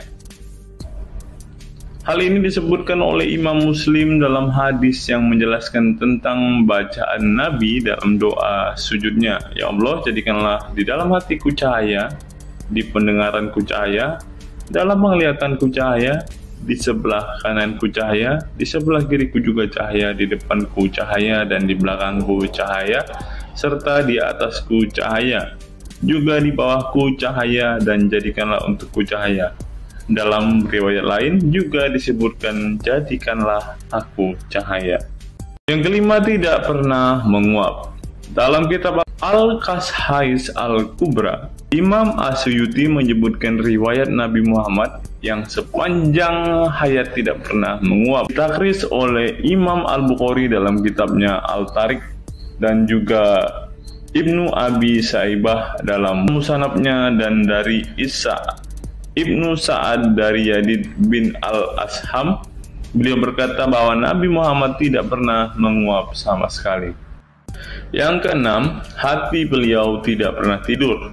Keistimewaan lainnya adalah kedua mata beliau tertidur, namun tidak demikian dengan hati beliau.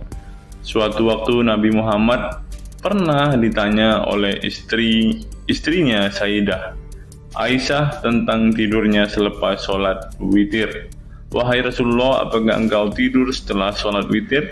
Beliau menjawab, betul Aisyah, sesungguhnya mataku tertidur dan tetapi hatiku tidak pernah tidur. Ini sejalan dengan apa yang disebutkan beliau bahwa para nabi tidaklah tidur kecuali hanya mata mereka saja yang terpejam. Hati mereka tidak pernah tidur dari berzikir kepada Allah Ta'ala. Dan begitu juga para nabi tidur hanya matanya saja, sedangkan hatinya tidak pernah tidur. Yang ketujuh, jubah beliau sembuhkan orang sakit. Asma bintu Abu Bakar radhiyallahu anhu bertaburuk dengan jubah Nabi. Dari Abdullah bin Kaisan berkata, diperlihatkan kepadaku sebuah jubah tayalisah dari Kisra dan kerahnya berbahan dibaj. Juga kedua sisinya dijahit dengan dibaj. Asma berkata kepada budaknya, "Wahai Abdullah, jubah ini dahulu ada pada Aisyah hingga ia wafat. Setelah Aisyah wafat, aku pun mengambilnya. Dulu Rasulullah sering memakai jubah ini. Kami pun biasa mencuci jubah ini dengan air untuk menyembuhkan orang yang sakit." 8. Darah bekam Nabi diminum sahabat. Darah Rasulullah benar-benar barokah. Sahabat Abdullah bin Zubair radhiyallahu anhu pernah meminum darah Nabi. Diceritakan Abdullah datang kepada Rasulullah ketika beliau sedang berbekam. Setelah Rasulullah selesai, maka beliau memberikan darah berbekam itu sambil berkata, "Pergilah dan sembunyikan darah ini dari manusia." Maka aku pergi dan meminum darah itu. Selepas itu aku mendatangi Rasulullah kembali. Lalu Rasulullah bertanya, "Apa yang kamu lakukan?" Abdullah menjawab, "Aku sudah sembunyikan darah itu di tempat yang tidak boleh dilihat oleh manusia." Baginda Nabi berkata lagi, "Jangan-jangan kamu telah meminumnya?" Beliau menjawab, "Ya, aku telah meminumnya, wahai Rasulullah."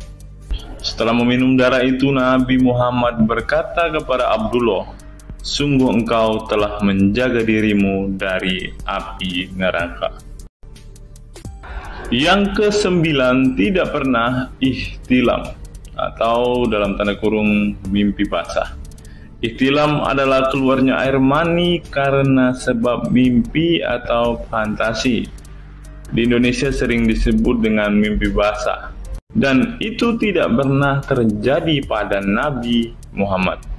Dalam kitab hadis Al-Mu'jam Al-Kabir, Imam At-Tabarani mengeluarkan sebuah riwayat dari Ibnu Abbas bahwasannya Nabi Muhammad tidak pernah ihtilam atau mimpi basah. Yang ke-10 yang terakhir, teman-teman, dapat melihat dan mendengarkan ringkihan langit. Dari sahabat Abu Jar, Nabi Muhammad bersabda, "Sesungguhnya aku melihat apa yang kalian tidak lihat, dan aku mendengar apa yang kalian tidak dengar, ringkihan langit. Dan memang pantas langit bersuara ringkih, karena di setiap jarak 4 jari di langit ada malaikat yang menaruh keningnya dan sujud kepada Allah. Demi Allah, seandainya kalian mengetahui apa yang aku ketahui, kalian akan sedikit tertawa dan banyak menangis." Keistimewaan lain dari Nabi Muhammad disebutkan ketika beliau buang air tidak ada bekasnya sama sekali. Dalam kata lain, semua kotoran beliau ditelan bumi, tak sedikit pun yang tertinggal.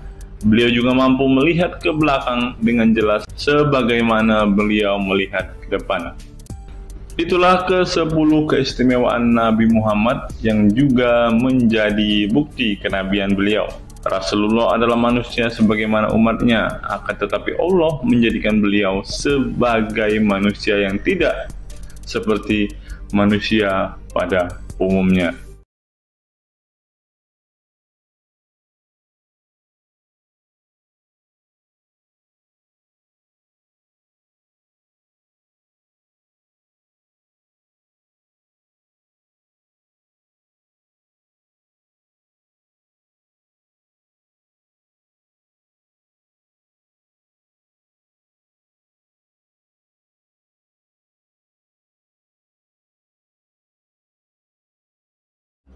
Hari ini kita akan menyimak sebuah kisah yang saya kutip dari sebuah artikel yang akan menggemparkan kita semua.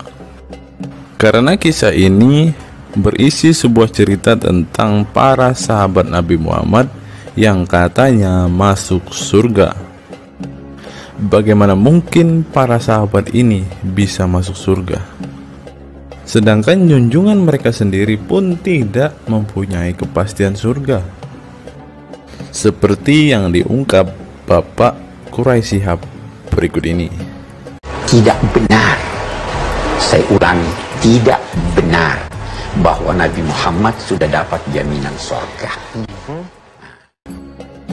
Mendengar apa yang dikatakan Bapak Quraisy Shihab tadi, jelaslah bahwa Rasulullah pun tidak pasti masuk surga.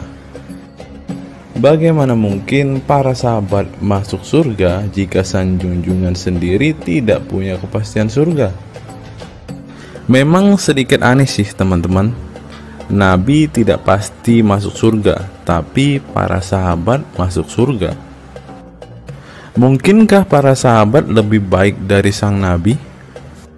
Untuk itu, mari kita simak kisah para sahabat Nabi berikut ini dan temukan alasan mengapa mereka bisa masuk surga.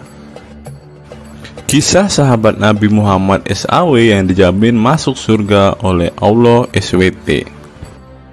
Semua manusia pasti menginginkan masuk surga Allah SWT, namun tidak semua jiwa bisa masuk surga. Ada banyak tantangan dan perjalanan yang sangat panjang yang harus dihadapi umat Islam hingga mendapat kesempatan Allah SWT untuk masuk surga. Itu juga belum tentu langsung masuk surga.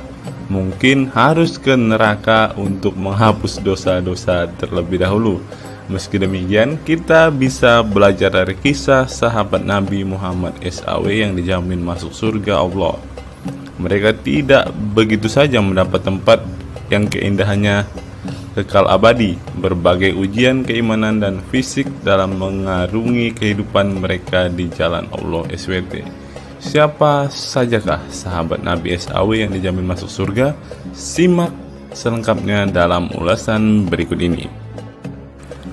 Kisah sahabat Nabi Muhammad SAW yang dijamin masuk surga. Dalam sebuah hadis terdapat 10 sahabat Nabi SAW yang masuk surga. Hadis tersebut berasal dari Abdurrahman bin Auf radhiyallahu anhu. Ia berkata, Rasulullah SAW bersabda. Adapun kisah 10 sahabat Nabi yang dijamin masuk surga yang dikutip dari buku biografi 10 sahabat Nabi yang dijamin masuk surga karya Sujai Fadil 2020. Yang pertama, Abu Bakar As-Siddiq. Abu Bakar As-Siddiq dikenal sebagai manusia terbaik setelah Nabi Muhammad SAW. Beliaulah orang pertama yang beriman kepada Nabi SAW, menemaninya dan membenarkan perkataannya. Ketika Nabi Muhammad SAW meninggal dunia, beliaulah yang dipilih menjadi imam dan melanjutkan kepemimpinan sebagai khalifah. Yang kedua, Umar bin Khattab. Sahabat Nabi Muhammad SAW selanjutnya yang dijamin masuk surga adalah Umar bin Khattab. Dedikasi beliau kepada agama Islam sangatlah besar. Walaupun sebelum ia memutuskan untuk beriman kepada Nabi Muhammad SAW, ia ingin membunuhnya. Setelah masuk agama Islam, Umar bin Khattab menjadi orang yang paling berani dan mendapat gelar Al-Furuq yang memiliki arti pembeda antara yang benar dan yang salah. Yang ketiga, Utsman bin Affan. Utsman bin Affan merupakan saudagar kaya raya, namun kekayaan tersebut tidak membuatnya sombong, namun kebalikannya. Utsman menggunakan hartanya untuk zakat, sedekah, dan infak. Setelah meninggalnya Umar bin Khattab, beliau melanjutkan kepemimpinannya dan juga melanjutkan tugas untuk menyusun mushaf Al-Quran. Yang keempat, Ali bin Abi Thalib. Ali bin Abi Thalib merupakan sepupu dari Nabi Muhammad SAW, sehingga beliau banyak belajar Islam dari usianya sejak kecil. Ali bin Abi Thalib pernah ditinggal Nabi Muhammad SAW saat perang Tabuk untuk menjaga para wanita dan anak-anak. Setelah meninggalnya Utsman bin Affan, beliau meneruskan kepemimpinannya. Namun di masa kepemimpinannya banyak sekali pertentangan dan perpecahan kelompok dengan pemikiran masing-masing. Talhah bin Ubaidillah. Meski tak seterkenal para khulafaur rasyidin, namun beliau merupakan sosok perlindung bagi Nabi Muhammad dalam perang Uhud dengan menangkis anak panah dengan tangannya hingga kehilangan jari-jarinya. Selain itu, Talib bin Ubaidillah disanjung karena kebaikan hati dan sedekah beliau. Yang keenam, Zubair bin Awam. Zubair bin Awam merupakan orang pertama yang berani mencabut pedangnya di jalan Allah SWT saat ia menduga ada orang musyrik yang sewenang-wenang kepada Nabi Muhammad SWT. Perjuangannya untuk masuk ke Islam tidaklah mudah. Beliau sempat disiksa oleh pamannya sendiri agar tidak mengikut Nabi Muhammad SAW. Yang ketujuh, Abdurrahman bin Auf. Abdurrahman bin Auf merupakan seorang saudagar yang kaya raya. Walaupun seorang yang berlimpah harta, beliau banyak menggunakan hartanya untuk kaum muslimin. Ketika mendengar bahwa dirinya akan masuk surga, Abdurrahman bin Auf khawatir apakah layak masuk surga dan merasa dirinya bukanlah siapa-siapa. Yang kedelapan, Sa'ad bin Abi Waqqas. Sa'ad bin Abi Waqqas merupakan paman Nabi Muhammad SAW dari ibunya. Ketika mendengar Islam di Mekah, Sa'ad langsung menghampiri Nabi Muhammad SAW untuk beriman kepada Allah SWT dan Rasulnya. Sa'ad bin Abi Waqqas merupakan orang pertama yang meletakkan anak panah di jalan Allah SWT. Beliau juga dipilih menjadi komandan perang Qadisiyah dan diangkat menjadi gubernur Kufah di masa kepemimpinan Utsman bin Affan. Yang kesembilan, Sa'id bin Zaid. Apabila seseorang yang mampu membuat Umar bin Khattab yang keras bisa masuk ke dalam Islam, beliau adalah Sa'id bin Zaid dan istrinya Fatimah bin Khattab. Beliau mengadakan pertemuan di Darul Arqam dan sebelumnya menyampaikan dakwah di dalamnya. Sa'id bin Zaid tidak pernah absen dari peristiwa penting dan peperangan bersama Nabi Muhammad SAW kecuali di perang Badar. Yang ke-10, Abu Ubaidah bin Zarah. Abu Ubaidah bin Zarah merupakan seorang sahabat Nabi Muhammad yang lemah lembut namun cekatan. Beliau termasuk salah satu generasi pertama yang masuk Islam. Ketika perang Uhud, dua gigi depannya copot, malah tampilan dirinya makin bagus. Giginya ompong dikarenakan ia mencabut dua rantai yang masuk melalui lubang kancing topi besi di wajah Nabi Muhammad SAW karena terkena tebasan. Dari 10 kisah tadi, semua sahabat Nabi itu terkenal dengan perbuatan baiknya. Apakah standar umat muslim masuk surga adalah dengan berbuat baik? Perbuatan baik tentu tidak dapat menyelamatkan. Seorang ustadz pernah berkata seperti ini. Mengantarkan kita masuk ke surga itu bukan amal perbuatan kita. Kita semua masuk ke dalam surga Allah kelak itu lantaran mendapat anugerah dari Allah dan mendapat rahmat dari Allah. Jadi bukan karena amal ibadah kita. Apa tanggapan teman-teman setelah menyimak kisah ini?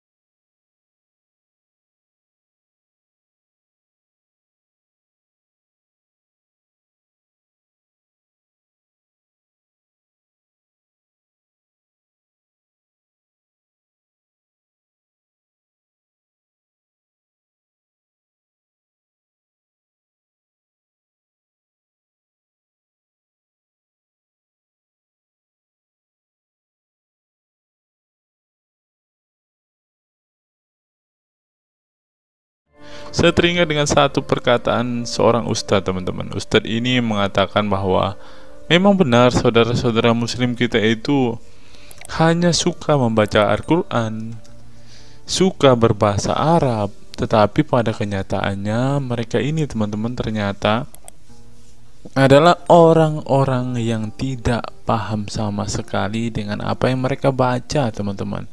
Dan akhirnya Ustadz ini mengatakan bahwa saudara-saudara muslim kita ini seperti keledai, teman-teman. Mari kita dengarkan apa yang disampaikan Ustadz ini. Kita bangga menghafal Al-Quran tapi tidak memahami Al-Quran. Senang mengulang berbahasa Arab tapi tidak mengerti bahasa Arab.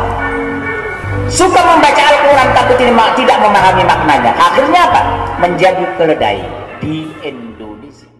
Tidak sampai di situ saja, teman-teman. Menurut NU Online, seperti yang disampaikan oleh Gus Baha, ingin umat Islam banyak baca Al-Quran meski tak paham maknanya.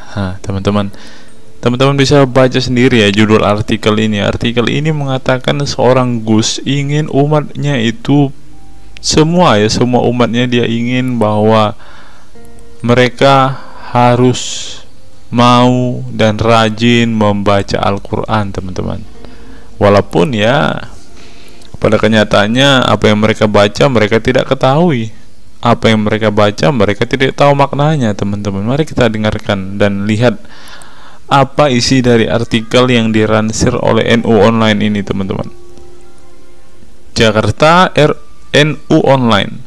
Rais Syuriah Pengurus Besar Nahdlatul Ulama PBNU Kiai Haji Ahmad Bahaudin Nur Salim yang biasa dikenal dengan Gus Baha mengingatkan umat muslim atau umat Islam untuk memperbanyak membaca Al-Quran meski tidak memahami maknanya. Waduh, gak bahaya kah ini? Ustadznya mengatakan harus baca saja Al-Quran walaupun tidak paham. Wah, bisa-bisa umat Islam jadi keledai se-Indonesia nih, seperti yang dikatakan Ustadz yang barusan tadi.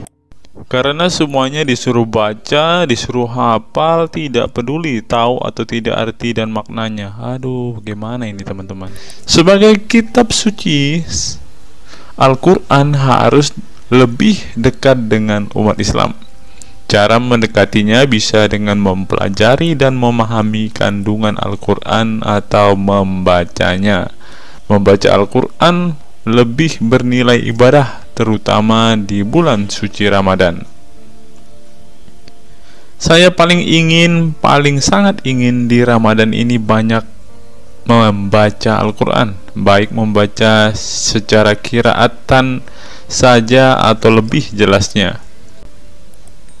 Sebagaimana dikutip NU Online dari akun YouTube Santri Gayeng, menurut Gus Baha, membaca Al-Quran tidak harus menunggu paham arti dan tafsirnya, sebab membaca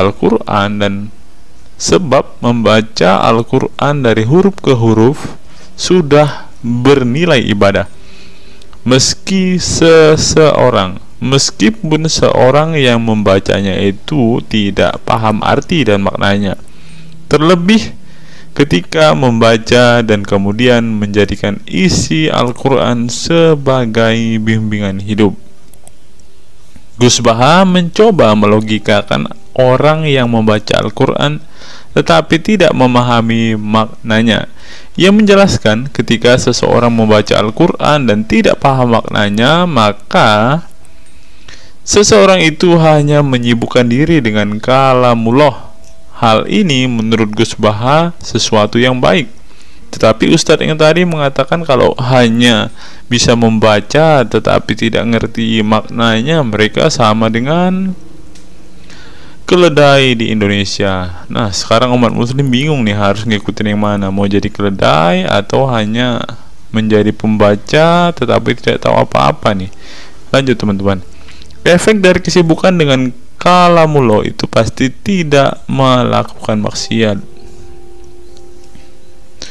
Tetapi kalau kita melihat ya, kalau ada satu contoh kasus yang terjadi di pesantren kemarin kan teman-teman, di artikel yang kita baca sebelumnya, bahwa kejadian atau hal yang bersangkut paut dengan maksiat ini terjadi di dalam pondok pesantren, teman-teman. Bagaimana ini Gus Baha?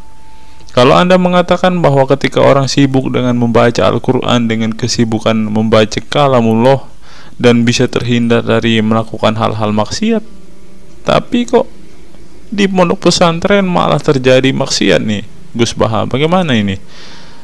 Lanjut, saya beri contoh, meskipun membaca saja dan tidak paham artinya, itu tetap baik. Ada orang yang semalaman itu duduk bersama keluarga, ngobrol ringan tentang masa lalu, cerita lucunya atau lucunya anaknya. Pada malam itu ditulis oleh malaikat bahwa keluarga ini tidak maksiat, tidak dugem, tidak narkoba, dan tidak ke tempat maksiat, jelasnya.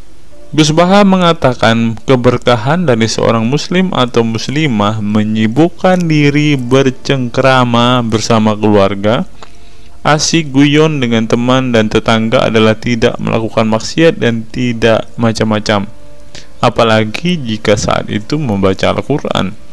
Hal ini sesuai dengan kajian ilmu usul fikih yang dipelajari Gus Baha dari Al-Maghfurlah Kiai Haji Maimun Zubair. Dia menegaskan bahwa di antara kebaikan agama Islam adalah meninggalkan itu adalah pekerjaan yang tidak butuh modal.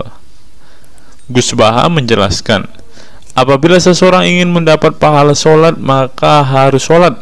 Kalau ingin mendapat pahala haji maka harus haji.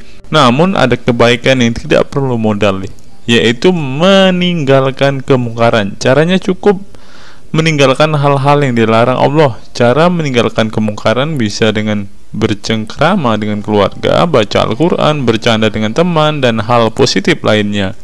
Sehingga kalau ada orang yang tanya, kenapa baca Al-Quran meskipun tidak paham itu dapat pahala? Satu, karena itu kalamullah. Kedua, sebagai kebaikan itu adalah meninggalkan kemaksiatan. Meninggalkan itu bisa dilakukan dengan hal-hal mudah. Ini pentingnya ngaji. Saya ngaji usul fikih dengan Kiai Haji Maimun, abahnya Gus Yasin, katanya. Gus Baha mengaku sejak kecil ia sudah terbiasa membaca dan mempelajari Al-Quran, bahkan hingga saat ini. Kebiasaan Gus Baha mempelajari Al-Quran yang berlangsung puluhan tahun ini membuatnya memiliki kecintaan yang mendalam dengan kitab suci yang diturunkan kepada Nabi Muhammad itu. Ia juga membaca banyak literatur klasik maupun modern untuk memahami Al-Quran. Kemudian melakukan diskusi dengan banyak pakar Al-Quran dari berbagai daerah dan negara tentang berbagai tema. Tetapi syukur-syukur bacanya Al-Quran itu paham. Artinya paham sesuai dengan kapasitas masing-masing. Saya mulai kecil hingga sekarang masih ngaji Al-Quran, masih belajar, juga masih terus mencari ilmu. Ucap pengasuh pondok pesantren Tahfidzul Quran LP3 IA Rembang, Jawa Tengah itu. Nah teman-teman, setelah mendengarkan apa yang dikatakan Ustadz Munzir Situmorang dan juga Gus Baha ini, taulah kita sekarang mengapa ketika ada debater Islam yang berdebat dengan saudara-saudara apologet Kristen kita, mereka tidak paham sama sekali dengan Quran mereka, dengan hadis mereka, karena ya seperti ini teman-teman. Membaca Al-Quran, menghafal Al-Quran itu adalah sebuah ibadah bagi kepercayaan mereka teman-teman. Walaupun mereka tidak paham apa yang mereka baca, walaupun mereka tidak mengerti sama sekali apa yang mereka baca teman-teman, yang penting dibaca saja, itu adalah sebuah amal baik.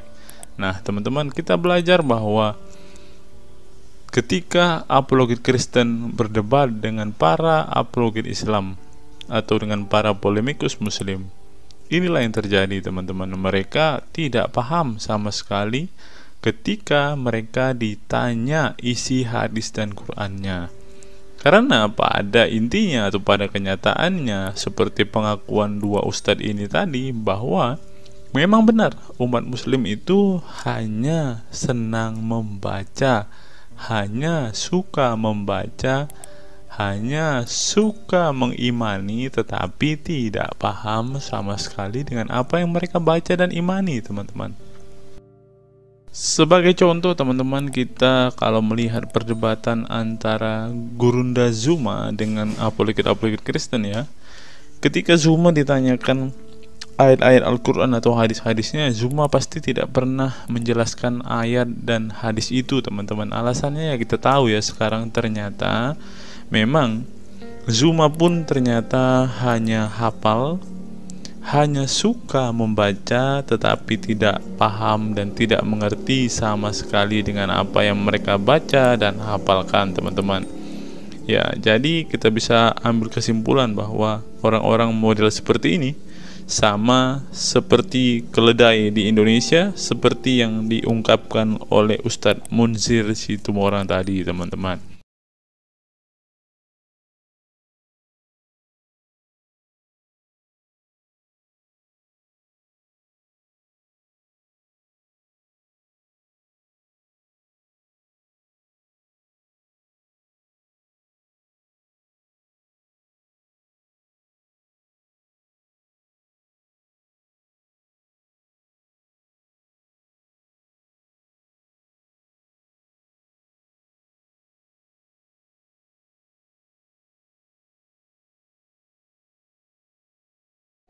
Fenomena pemurtadan dan kelompok Islam radikal.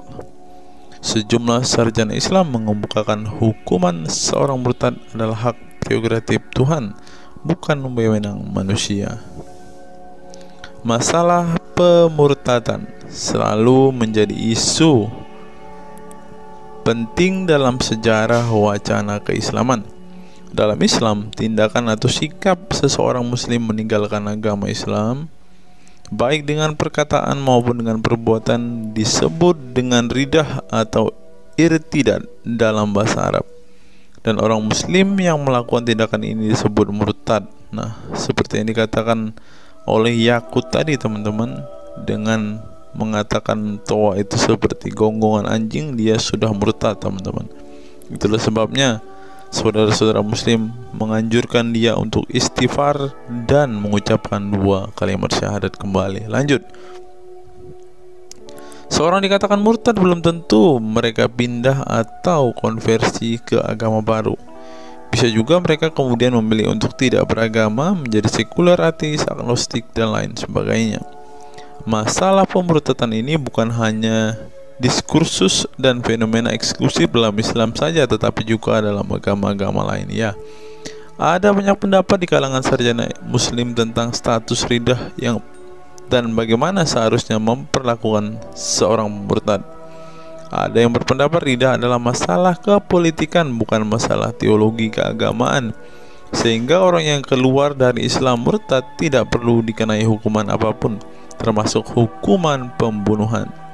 Karena itu akan bertentangan dengan doktrin Islam dan Al-Quran yang menggaransi kebebasan bagi seseorang untuk beriman dan beragama atau tidak beriman dan tidak beragama.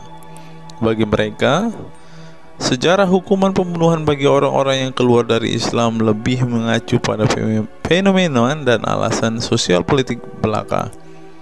Dengan kata lain, kata murtad bagi mereka mengacu pada pengertian pembangkangan politik ketimbang pemberontakan teologis. Tak ada konsensus mengenainya. Tetapi ada pula yang berargumen bahwa masalah pemurtadan adalah masalah teologi keagamaan, sehingga orang yang mendeklarasikan diri keluar dari Islam harus dihukum bunuh seperti yang dipraktikkan oleh generasi Islam pasca wafatnya Nabi Muhammad. Menariknya, sejumlah sarjana Islam terkemuka, baik klasik maupun kontemporer, baik Sunni maupun Syiah, sebut saja seperti Muhammad bin Ahmad al-Saraki, Abu al-Walid al-Baji, Ibrahim al-Naqi, Ibnu al-Human, Buharuddin al-Mahinani hingga Ali Goma, Husin Ali Mutazir, Zafed Ahmad Gamidi, dan Torik Ramadan menyatakan tidak ada konsensus daripada ulama tentang hukuman bunuh bagi seorang murtad. Mereka juga menegaskan bahwa hukuman seorang murtad adalah hak prerogatif Tuhan, bukan wewenang manusia. Nah, sekarang kalau kita melihat, ada seorang ustadz mengatakan, siapa namanya itu, Abdul Somad bilang, bagi yang murtad darahnya halal. Nah, gimana ya dengan Abdul Somad ini, teman-teman? Dia sudah tidak menghidupi apa yang diajarkan oleh pendahulu-pendahulunya, teman-teman. Lanjut, masalah sejarah dan fenomena pemurtadan dalam Islam ini dengan baik dikupas oleh Abdullah Said dalam Freedom of Religion, Apostasy and Islam, atau Taha Jabir Al-Wani dalam Apostasy in Islam, Historical and Scriptural Analysis. Tulisanku ini tak bermaksud membahas secara lebih dalam dan detail tentang pemurtadan ini, tetapi ingin menyajikan sejumlah fenomena pemurtadan di kalangan masyarakat Islam kontemporer, di mana banyak orang-orang yang memilih keluar dari Islam bukan lantaran menghadapi peliknya masalah teologi keislaman misalnya, melainkan dikarenakan telah muak menyaksikan perilaku Islam itu sendiri, khususnya kalangan muslim ekstremis. Nah, ini juga yang buat saudara-saudara kita muslim murtad, teman-teman. Nggak tahu ya Abdul Somad termasuk orang yang Islam atau muslim yang ekstremis atau enggak ya, karena dia bilang siapa yang murtad darahnya halal. Bisa jadi Somad salah satu Islam ekstremis. Berikutnya, faktor trauma. Bagi kelompok Islam militan konservatif, pemurtadan adalah tindakan haram dan kaum murtad harus dibunuh. Tetapi mereka tidak menyadari bahwa banyak kaum Islam yang memilih menjadi murtad justru karena mereka trauma dengan perilaku brutal kelompok radikal Islam itu sendiri. Lihat misalnya penuturan sejumlah mantan muslim dalam buku Living Islam, Apostate Speak Out, yang diedit oleh Ibnu Warak, nama samaran, seorang pensiunan Islam kelahiran Rajkot, India. Dalam buku yang sangat provokatif ini, sejumlah ex-muslim bersuara keras memberi kesaksian tentang kebobrokan perilaku kelompok muslim radikal di negara-negara yang mayoritas berpenduduk muslim seperti Pakistan, Bangladesh, Aljazair, Iran, Afghanistan, dan lain sebagainya. Para penulis buku ini sebelumnya merupakan para sarjana aktivis muslim yang taat saleh sampai akhirnya mereka menyaksikan momen-momen mengerikan dalam hidup mereka hingga akhirnya mereka menyatakan goodbye pada Islam.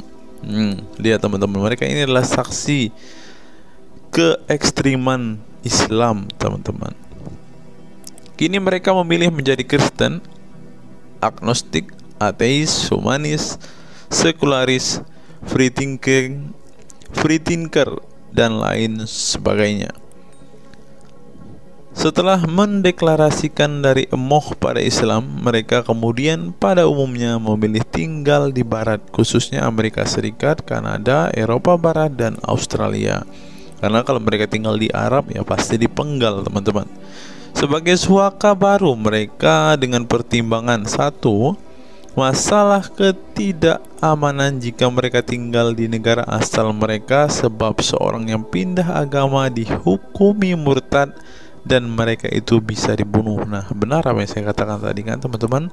Yang kedua, lantaran di Barat ada jaminan soal kebebasan beragama. Nah, kalau di negara asal mereka hanya satu agama, teman-teman. Kalau mau meluk agama lain ya siap-siap dipenggal karena darahnya halal. Inilah ajaran Islam yang asli. Berikutnya, buku yang ditulis oleh kaum murtad ini penting untuk disimak sebagai kritik tajam atas tindakan radikalisme agama yang dilakukan oleh,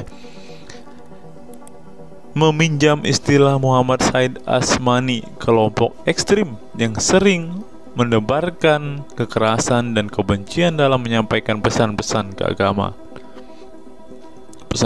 keagamaan tanpa disadari bahwa perilaku sadis dan barbar mereka telah menyebabkan sebagian umat Islam frustasi dan kehilangan kepercayaan terhadap agama mereka, kemudian memilih hengkang dari Islam. Ini menunjukkan bahwa masalah pemurtadan atau proses konversi tidak semata-mata masalah teologi keagamaan, tetapi juga sosial, politik, dan ekonomi. Itulah yang dialami Ibnu Warraq, Ali Sina, Anwar Saik, Faisal Muhammad, Syarek Malik, Samia Libini, Abul Qasem, dan masih banyak lagi. Semula mereka adalah para pemeluk Islam saleh yang kemudian memilih keluar dari agama ini setelah mereka mengalami dan menyaksikan peristiwa tragis dalam sejarah hidup mereka. Simak misalnya penuturan Ali Sina dalam Why I Live Islam, My Passage from Faith to Enlightenment. Ali Sina yang masih keturunan Ayatollah Iran ini menuturkan pengalaman getir hidupnya menyaksikan serangkaian horor di negaranya Iran. Dia mengatakan sejak Ayatollah Khomeini berhasil menggulingkan diktator Shah Reza Pahlavi pada tahun 1979, segera ia mengganti ideologi sekuler negara dengan ideologi Islami yang tunduk sepenuhnya pada otoritas Khomeini. Masih menurut Ali Sina, alih-alih ingin menegakkan kedaulat Tuhan, dalam praktiknya yang terjadi justru penegak kedaulatan Khomeini, di mana melalui agen rahasianya yang bernama Saza Mene Ate Laat Fa Amniate Keskharar, yang disingkat Shefak, dia dan para pendukungnya menghancurkan siapapun yang tidak mau tunduk pada otoritas politik keagamaannya, termasuk bekas sekutunya. Maka pada saat Imam Khomeini berkuasa, kata Sina, nyawa pun menjadi sangat murah. Ribuan orang Irak dibunuh sebagai efek perang teluk antara Iran-Irak. Ribuan pengikut Bahai Faith disiksa dengan tuduhan murtad, dan ribuan penduduk Iran yang menolak otoritas politik dan agama sang imam dipenjara. Nasib kaum perempuan lebih tragis lagi. Sebelum dibunuh, mereka diperkosa oleh tentara syariat dengan alasan sebagai imbalan pembangkangan kepada sang Ayatollah sekaligus tiket menuju surga. Oh, ngeri teman-teman, tiket menuju surga. Peristiwa tragis semasa rezim Khomeini ini membuat Ali Sina trauma dan kehilangan kepercayaan terhadap Islam sehingga ia memilih murtad. Sekarang ia mendirikan Faith Freedom Foundation untuk mengadvokasi orang-orang yang ingin meninggalkan Islam. Selain Ali Sina, pengalaman getir juga dialami oleh Abul Qasem Bangladesh, Syarek Malik Pakistan, Anwar Saik Pakistan Bertain, Nadia dari Maroko, Samia Libina dari Tunisia, Azad dari India, dan masih banyak lagi. Setelah mengalami dan menyaksikan sejumlah peristiwa tragis kekerasan agama yang dilakukan kaum muslim radikal di negara mereka, mereka kemudian hijrah ke iman yang baru. Memang tidak bisa dipungkiri di negara-negara berbasis Islam itu telah terjadi sejumlah peristiwa sadis yang dilakukan sekelompok rezim muslim militan dan kaum radikal agama demi ambisi politik kekuasaan mereka. Atas nama agama dan penegakan syariat Islam, mereka melakukan serangkaian teror dan kekerasan terhadap kelompok minoritas dan lawan-lawan politik agamanya. Penulis perempuan Mesir Bad Yeor telah menunjukkan dengan baik sebagian dari sejarah gelap radikalisme kelompok militan konservatif terhadap kaum minoritas ini dalam buku The Decline of Eastern Christianity Under Islam From Jihad to Dhimmitud. Dalam buku ini, dia berpendapat bahwa konsep dhimmi, khususnya Kristen dan Yahudi yang secara literal mengacu pada definisi protected people, orang-orang yang dilindungi, dalam realitasnya justru menjadi kelompok yang diperas, dieksploitasi karena di samping dipaksa membayar pajak pada pemerintah, mereka tidak pernah menikmati hak-hak sipil sebagai warga negara. Di negara-negara berbasis syariat Islam, mereka memang menjadi warga negara kelas 2, kalau bukan malah tidak berkelas lagi. Wah. Tidak hanya non-muslim saja, kaum muslim yang kebetulan berseberangan dengan ideologi dan aliran keagamaan rezim penguasa, baik rezim Sunni maupun Syiah, juga mendapat perlakuan kejam dan diskriminatif. Sebagian dari kaum muslim yang dizolimi oleh rezim Islam ekstrim ini masih bertahan memeluk Islam. Tetapi sebagian lain lebih memilih kabur ke negeri lain dan emoh memeluk Islam lagi. Ilustrasi di atas merupakan peringatan keras sekaligus memberi pelajaran berharga bagi umat Islam. Dengarnya saudara-saudara Islam, khususnya kelompok muslim militan konservatif yang selama ini getol berdakwah dengan cara-cara kekerasan dan intoleran. Perilaku brutal dan aksi-aksi kekerasan yang mereka lakukan tidak hanya menyebabkan simpati publik terhadap kaum muslim merosot atau melorotnya tingkat kepercayaan publik terhadap Islam sebagai agama damai, toleran, pluralis, dan rahmatan lil alamin. Tetapi lebih dari itu, tindakan konyol kaum radikal agama ini telah menyebabkan pemurtadan sebagian umat Islam itu sendiri. Kedepan kaum muslim harus menebarkan Islam dengan cara-cara damai, santun, dan toleran, bukan dengan tindakan keras, kasar, dan intoleran yang justru merugikan Islam dan kaum muslim itu sendiri. Jika memang Islam itu agama rahmat bagi alam semesta, maka buktikan itu dengan tindakan nyata. Wallahu alam bishawab. Nah, itulah fakta-fakta yang bisa saya sampaikan pada kesempatan hari ini, teman-teman. Kiranya fakta-fakta ini dapat membuat kita semua sebagai umat Kristen semakin bersemangat berdoa, terlebih memberitakan Injil kepada saudara-saudara muslim kita yang benar-benar rindu, yang benar-benar ingin dan haus mendengarkan kabar baik, teman-teman. Karena Alkitab memang mengatakan ada orang-orang yang hatinya sudah tertutup untuk Injil dan mereka tidak akan pernah mendengarkan kabar baik itu. Bagi saudara-saudara muslimku, segeralah murtad, karena sesuai dengan apa yang kita bacakan hari ini, banyak sekali fakta-fakta yang di luar nalar yang bisa menjadi alasan kalian untuk meninggalkan agama Islam. Apa pendapat teman-teman setelah menyimak video ini? Silahkan tuliskan komentar waras teman-teman di kolom komentar video ini, agar banyak orang semakin waras dan semakin sadar bahwa hanya Yesuslah satu-satunya Tuhan dan Juru Selamat. Hanya Yesuslah satu-satunya yang menyediakan surga bagi setiap orang yang percaya kepadanya. Salam waras, salam sadar. Sampai bertemu di video-video kita berikutnya. God be with you all.